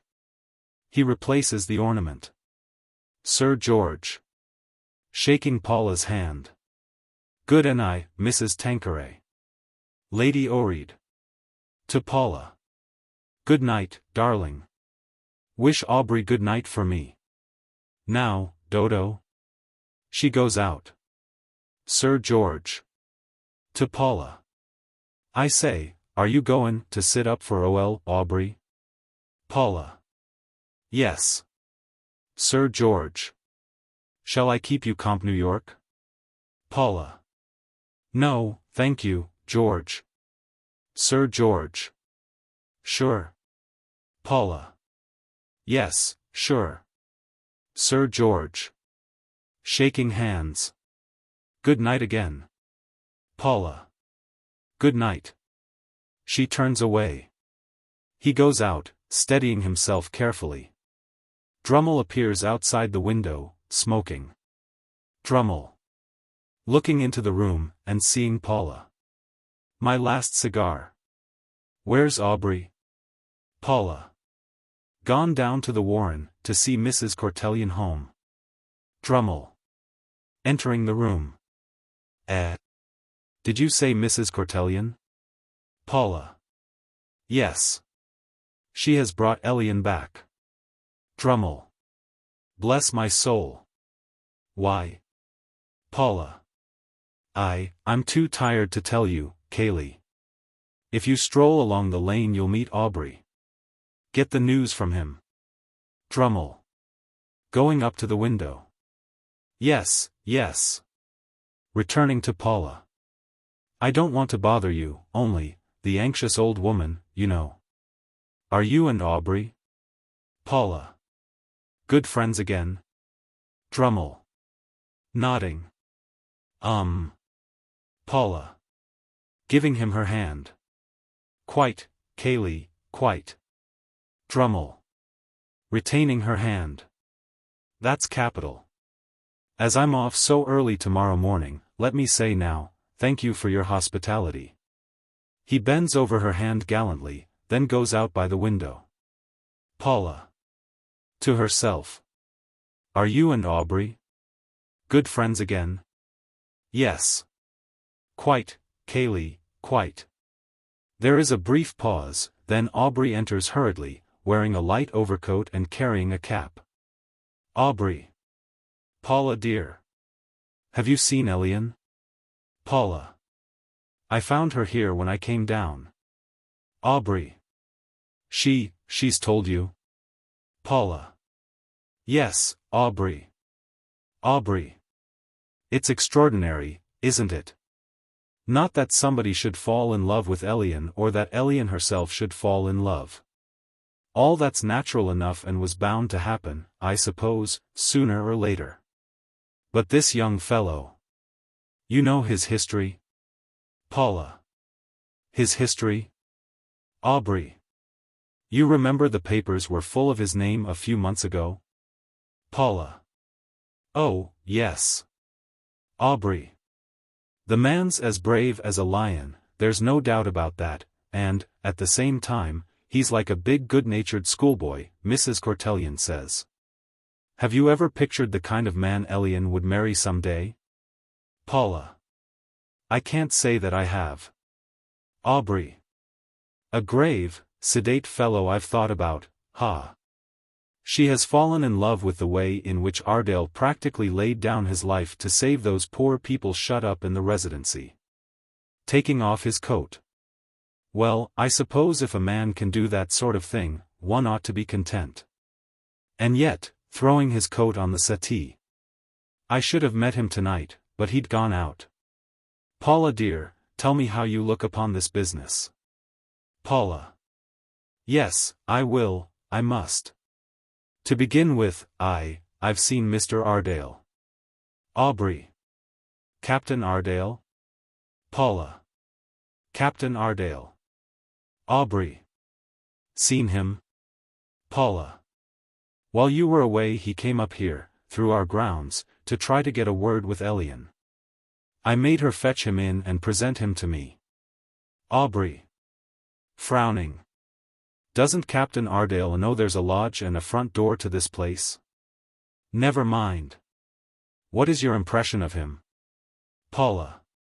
Aubrey, do you recollect my bringing you a letter giving you an account of myself, to the Albany late one night, the night before we got married? Aubrey. A letter? Paula. You burnt it, don't you know? Aubrey. Yes, I know. Paula. His name was in that letter. Aubrey. Going back from her slowly, and staring at her. I don't understand. Paula. Well, Ardale and I once kept house together. He remained silent, not moving. Why don't you strike me? Hit me in the face, I'd rather you did. Hurt me. Hurt me. Aubrey. After a pause. What did you, and this man, say to each other, just now? Paula. I hardly know. Aubrey. Think. Paula. The end of it all was that I told him I must inform you of what had happened. He didn't want me to do that. I declared that I would, he dared me to. Breaking down. Let me alone, oh. Aubrey. Where was my daughter while this went on? Paula. I had sent her out of the room, that is all right. Aubrey. Yes, yes, yes, yes. He turns his head towards the door. Paula. Who's that? A servant enters with a letter. Servant. The coachman has just run up with this from the Warren, sir. Aubrey takes the letter. It's for Mrs. Tanqueray, sir. There's no answer. The servant withdraws. Aubrey goes to Paula and drops the letter into her lap. She opens it with uncertain hands. Paula. Reading it to herself. It's from him. He's going away, or gone, I think. Rising in a weak way. What does it say? I never could make out his writing. She gives the letter to Aubrey and stands near him, looking at the letter over his shoulder as he reads. Aubrey. Reading. I shall be in Paris by tomorrow evening. Shall wait there, at Muris, for a week, ready to receive any communication you or your husband may address to me. Please invent some explanation to Elian. Mrs. Tanqueray, for God's sake, do what you can for me. Paula and Aubrey speak in low voices, both still looking at the letter. Paula. Has he left the Warren, I wonder, already? Aubrey. That doesn't matter. Paula. No, but I can picture him going quietly off. Very likely he's walking on to Bridgeford or Cottering tonight, to get the first train in the morning. A pleasant stroll for him. Aubrey. We'll reckon he's gone, that's enough. Paula. That isn't to be answered in any way. Aubrey. Silence will answer that. Paula. He'll soon recover his spirits, I know. Aubrey. You know. Offering her the letter. You don't want this, I suppose? Paula. No. Aubrey. It's done with, done with. He tears the letter into small pieces. She has dropped the envelope, she searches for it, finds it, and gives it to him. Paula. Here. Aubrey. Looking at the remnants of the letter. This is no good, I must burn it. Paula. Burn it in your room. Aubrey. Yes. Paula. Put it in your pocket for now. Aubrey. Yes. He does so. Elian enters and they both turn, guiltily, and stare at her. Elian. After a short silence, wonderingly. Papa. Aubrey. What do you want, Elian? Elian. I heard from Willis that you had come in, I only want to wish you good night. Paula steals away, without looking back. What's the matter? Ah. Of course, Paula has told you about Captain Ardale? Aubrey. Well? Elian. Have you and he met? Aubrey. No. Elian. You are angry with him, so was I. But tomorrow when he calls and expresses his regret, tomorrow. Aubrey. Elian, Elian. Elian. Yes, Papa? Aubrey. I can't let you see this man again. He walks away from her in a paroxysm of distress, then, after a moment or two, he returns to her and takes her to his arms. Elian. My child. Elian. Releasing herself. What has happened, Papa? What is it? Aubrey. Thinking out his words deliberately. Something has occurred, something has come to my knowledge, in relation to Captain Ardale, which puts any further acquaintanceship between you two out of the question. Elian. Any further acquaintanceship, out of the question. Aubrey. Yes. Advancing to her quickly, but she shrinks from him. Elian. No, no, I am quite well. After a short pause. It's not an hour ago since Mrs. Cortellion left you and me together here, you had nothing to urge against Captain Ardale then. Aubrey. No. Elian. You don't know each other, you haven't even seen him this evening. Father. Aubrey. I have told you he and I have not met. Elian. Mrs. Cortelyon couldn't have spoken against him to you just now. No, no, no, she's too good a friend to both of us. Aren't you going to give me some explanation? You can't take this position towards me, towards Captain Ardale, without affording me the fullest explanation. Aubrey. Elian, there are circumstances connected with Captain Ardale's career which you had better remain ignorant of. It must be sufficient for you that I consider these circumstances render him unfit to be your husband. Elian. Father. Aubrey. You must trust me, Elian. You must try to understand the depth of my love for you and the agony it gives me to hurt you. You must trust me. Elian. I will, Father, but you must trust me a little too. Circumstances connected with Captain Ardale's career? Aubrey. Yes. Elian. When he presents himself here tomorrow, of course you will see him and let him defend himself? Aubrey. Captain Ardale will not be here tomorrow. Elian. Not. You have stopped his coming here? Aubrey. Indirectly, yes. Elian. But just now he was talking to me at that window. Nothing had taken place then. And since then nothing can have. Oh.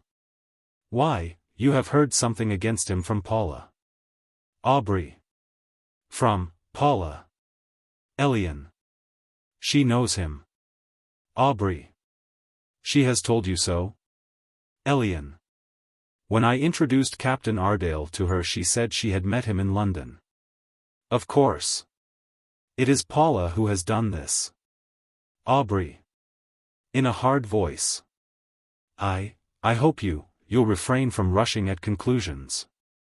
There's nothing to be gained by trying to avoid the main point, which is that you must drive Captain Ardale out of your thoughts. Understand that. You're able to obtain comfort from your religion, aren't you? I'm glad to think that's so. I talk to you in a harsh way, Elian, but I feel your pain almost as acutely as you do. Going to the door. I can't say anything more to you tonight. Elian. Father. He pauses at the door. Father, I'm obliged to ask you this, there's no help for it, I've no mother to go to. Does what you have heard about Captain Ardale concern the time when he led a dissolute life in London? Aubrey. Returning to her slowly and staring at her. Explain yourself. Elian. He has been quite honest with me. One day, in Paris, he confessed to me what a man's life is, what his life had been. Aubrey. Under his breath. Oh. Elian. He offered to go away, not to approach me again. Aubrey. And you accepted his view of what a man's life is. Elian. As far as I could forgive him, I forgave him. Aubrey. With a groan. Why, when was it you left us? It hasn't taken you long to get your robe, just a little dusty at the hem. Elian. What do you mean? Aubrey. Ha. A few weeks ago my one great desire was to keep you ignorant of evil. Elian. Father, it is impossible to be ignorant of evil. Instinct, common instinct, teaches us what is good and bad. Surely I am none the worse for knowing what is wicked and detesting it. Aubrey. Detesting it. Why, you love this fellow. Elian. Ah, you don't understand. I have simply judged Captain Ardale as we all pray to be judged. I have lived in imagination through that 1 week in India when he deliberately offered his life back to God to save those wretched, desperate people. In his whole career I see now nothing but that 1 week, those few hours bring him nearer the saints, I believe, than 50 uneventful years of mere blamelessness would have done. And so, Father, if Paula has reported anything to Captain Ardale's discredit. Aubrey. Paula. Elian. It must be Paula, it can't be anybody else. Aubrey. You'll please keep Paula out of the question. Finally, Elian, understand me, I have made up my mind. Again going to the door. Elian. But wait, listen. I have made up my mind also. Aubrey. Ah. I recognize your mother in you now. Elian. You need not speak against my mother because you are angry with me. Aubrey. I hardly know what I'm saying to you. In the morning. He goes out. She remains standing, and turns her head to listen. Then, after a moment's hesitation, she goes softly to the window, and looks out under the veranda. Elian. In a whisper. Paula. Paula. Paula appears outside the window and steps into the room. Her face is white and drawn, her hair is a little disordered. Paula. Huskily. Well? Elian. Have you been under the veranda all the while, listening? Paula. No. Elian. You have overheard us, I see you have.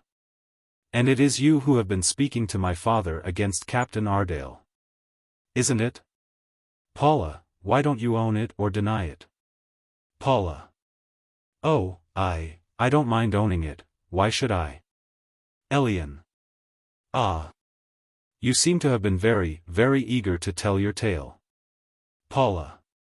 No, I wasn't eager, Elian.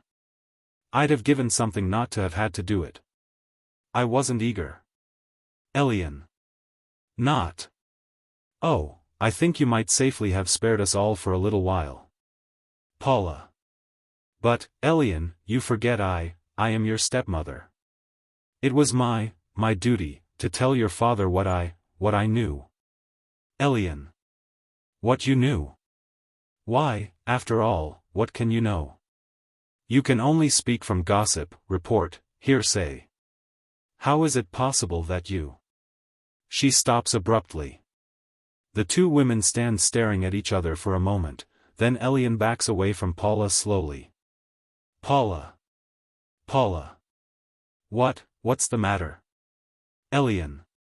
You knew Captain Ardale in London. Paula. Why, what do you mean? Elian. Oh. She makes for the door, but Paula catches her by the wrist. Paula.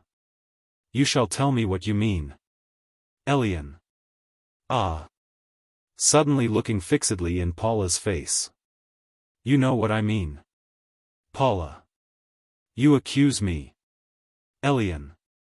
It's in your face. Paula. Hoarsely. You think I'm that sort of creature, do you? Elian. Let me go. Paula. Answer me. You've always hated me. Shaking her. Out with it. Elian. You hurt me. Paula. You've always hated me. You shall answer me. Elian. Well, then, I have always. Paula. What? Elian. I have always known what you were. Paula. Ah. Who told you? Elian. Nobody but yourself. From the first moment I saw you I knew you were altogether unlike the good women I'd left. Directly I saw you I knew what my father had done. You've wondered why I've turned from you. That's the reason. Oh, but this is a horrible way for the truth to come home to everyone. Oh. Paula. It's a lie.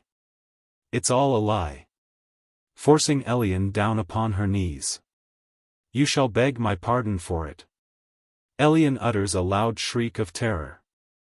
Elian, I'm a good woman. I swear I am. I've always been a good woman. You dare to say I've ever been anything else? It's a lie. Throwing her off violently. Aubrey re-enters. Aubrey. Paula. Paula staggers back as Aubrey advances. Raising Elian. What's this? What's this? Elian. Faintly. Nothing. It's my fault. Father, I I don't wish to see Captain Ardale again. She goes out, Aubrey slowly following her to the door. Paula. Aubrey, she guesses. Aubrey. Guesses? Paula. About me, and Ardale.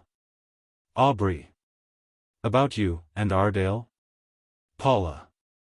She says she suspected my character from the beginning, that's why she's always kept me at a distance, and now she sees through.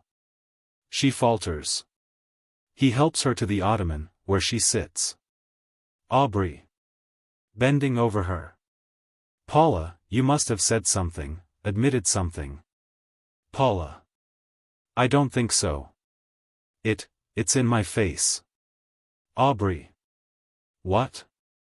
Paula. She tells me so. She's right. I'm tainted through and through. Anybody can see it, anybody can find it out. You said much the same to me tonight. Aubrey. If she has got this idea into her head, we must drive it out, that's all. We must take steps to, what shall we do? We had better, what? Sitting and staring before him. Paula. Elian. So meek, so demure. You've often said she reminded you of her mother. Yes, I know now what your first marriage was like. Aubrey. We must drive this idea out of her head. We'll do something. What shall we do? Paula. She's a regular woman too. She could forgive him easily enough, but me. That's just a woman. Aubrey. What can we do? Paula. Why, nothing. She'd have no difficulty in following up her suspicions. Suspicions. You should have seen how she looked at me. He buries his head in his hands. There is silence for a time, then she rises slowly, and goes and sits beside him. Aubrey. Aubrey. Yes. Paula. I'm very sorry. Without meeting her eyes, he lays his hand on her arm for a moment. Aubrey. Well, we must look things straight in the face. Glancing round. At any rate, we've done with this. Paula. I suppose so. After a brief pause. Of course, she and I can't live under the same roof anymore. You know she kissed me tonight, of her own accord. Aubrey. I asked her to alter towards you. Paula. That was it, then. Aubrey. I'm sorry I sent her away. Paula. It was my fault, I made it necessary. Aubrey. Perhaps now she'll propose to return to the convent, well, she must. Paula. Would you like to keep her with you and leave me? Aubrey. Paula. Paula. You needn't be afraid I'd go back to what I was. I couldn't. Aubrey. SSSH, for God's sake. You and I, will get out of this place. What a fool I was to come here again. Paula. You lived here with your first wife. Aubrey. We'll get out of this place and go abroad again, and begin afresh. Paula. Begin afresh? Aubrey. There's no reason why the future shouldn't be happy for us, no reason that I can see. Paula. Aubrey. Aubrey. Yes? Paula. You'll never forget this, you know. Aubrey. This? Paula. Tonight, and everything that's led up to it. Our coming here, Elian, our quarrels, cat and dog, Mrs. Cortellian, the Orreeds, this man. What an everlasting nightmare for you. Aubrey. Oh, we can forget it, if we choose. Paula. That was always your cry. How can one do it? Aubrey. Well, make our calculations solely for the future, talk about the future, think about the future. Paula. I believe the future is only the past again, entered through another gate. Aubrey. That's an awful belief. Paula. Tonight proves it. You must see now that, do what we will, go where we will, you'll be continually reminded of what I was. I see it. Aubrey. You're frightened tonight, meeting this man has frightened you. But that sort of thing isn't likely to recur. The world isn't quite so small as all that. Paula. Isn't it? The only great distances it contains are those we carry within ourselves, the distances that separate husbands and wives, for instance. And so it'll be with us. You'll do your best, oh, I know that, you're a good fellow. But circumstances will be too strong for you in the end, mark my words. Aubrey. Paula. Paula. Of course I'm pretty now, I'm pretty still, and a pretty woman, whatever else she may be, is always, well, endurable. But even now I notice that the lines of my face are getting deeper. So are the hollows about my eyes. Yes, my face is covered with little shadows that usedn't to be there. Oh, I know I'm going off. I hate paint and dye and those messes, but, by and by, I shall drift the way of the others, I shan't be able to help myself. And then, some day, perhaps very suddenly, under a queer, fantastic light at night or in the glare of the morning, that horrid, irresistible truth that physical repulsion forces on men and women will come to you, and you'll sicken at me. Aubrey. Paula. You'll see me then, at last, with other people's eyes, you'll see me just as your daughter does now, as all wholesome folk see women like me. And I shall have no weapon to fight with, not one serviceable little bit of prettiness left me to defend myself with. A worn-out creature, broken up, very likely, some time before I ought to be, my hair bright, my eyes dull, my body too thin or too stout, my cheeks raddled and ruddled, a ghost, a wreck, a caricature. A candle that gutters, call such an end what you like. Oh, Aubrey, what shall I be able to say to you then? And this is the future you talk about. I know it, I know it. He is still sitting staring forward, she rocks herself to and fro as if in pain. Oh, Aubrey. Oh. Oh. Aubrey. Paula. Trying to comfort her. Paula. Oh, and I wanted so much to sleep tonight. Laying her head upon his shoulder. From the distance, in the garden, there comes the sound of Drummel's voice, he is singing as he approaches the house. That's Cayley, coming back from the Warren. Starting up. He doesn't know, evidently. I won't see him. She goes out quickly. Drummel's voice comes nearer. Aubrey rouses himself and snatches up a book from the table, making a pretense of reading. After a moment or two, Drummel appears at the window and looks in. Drummel. Aha. My dear chap. Aubrey. Cayley. Drummel. Coming into the room. I went down to the Warren after you. Aubrey. Yes? Drummel. Missed you. Well? I've been gossiping with Mrs. Cortellion. Confound you, I've heard the news. Aubrey. What have you heard? Drummel. What have I heard? Why, Elian and young Ardale. Looking at Aubrey keenly. My dear Aubrey. Alice is under the impression that you are inclined to look on the affair favorably. Aubrey.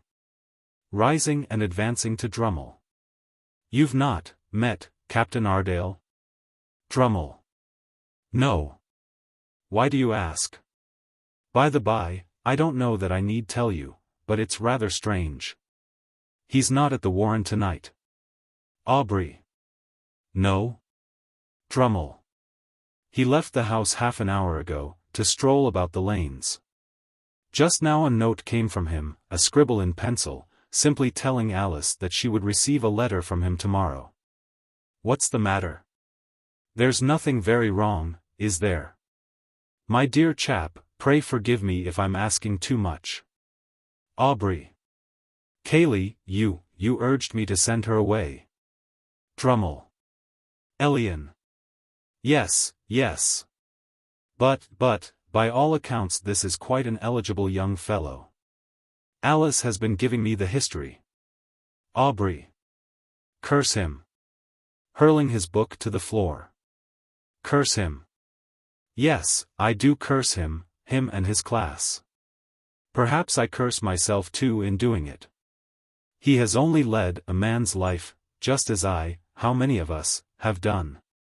The misery he has brought on me and mine, it's likely enough we, in our time, have helped to bring on others by this leading a man's life. But I do curse him for all that. My God, I've nothing more to fear, I've paid my fine. And so I can curse him in safety. Curse him. Curse him. Drummle. In heaven's name, tell me what's happened? Aubrey. Gripping Drummle's arm. Paula. Paula. Drummle. What? Aubrey. They met tonight here. They're not strangers to each other. Drummle. Aubrey. Aubrey. Curse him. My poor, wretched wife. My poor, wretched wife. The door opens and Elian appears. The two men turn to her. There is a moment's silence. Elian. Father, father. Aubrey. Elian. Elian. I want you. He goes to her. Father, go to Paula. He looks into her face, startled. Quickly, quickly. He passes her to go out, she seizes his arm, with a cry. No, don't go. He shakes her off and goes. Elian staggers back towards Drummle. Drummle. To Elian. What do you mean? What do you mean? Elian. I went to her room, to tell her I was sorry for something I had said to her. And I was sorry. I heard the fall. I've seen her. It's horrible. Drummle. She has. Elian. Killed herself? Yes. So everybody will say. But I know, I helped to kill her. If I had only been merciful. She faints upon the ottoman. He pauses for a moment irresolutely, then he goes to the door, opens it, and stands looking out.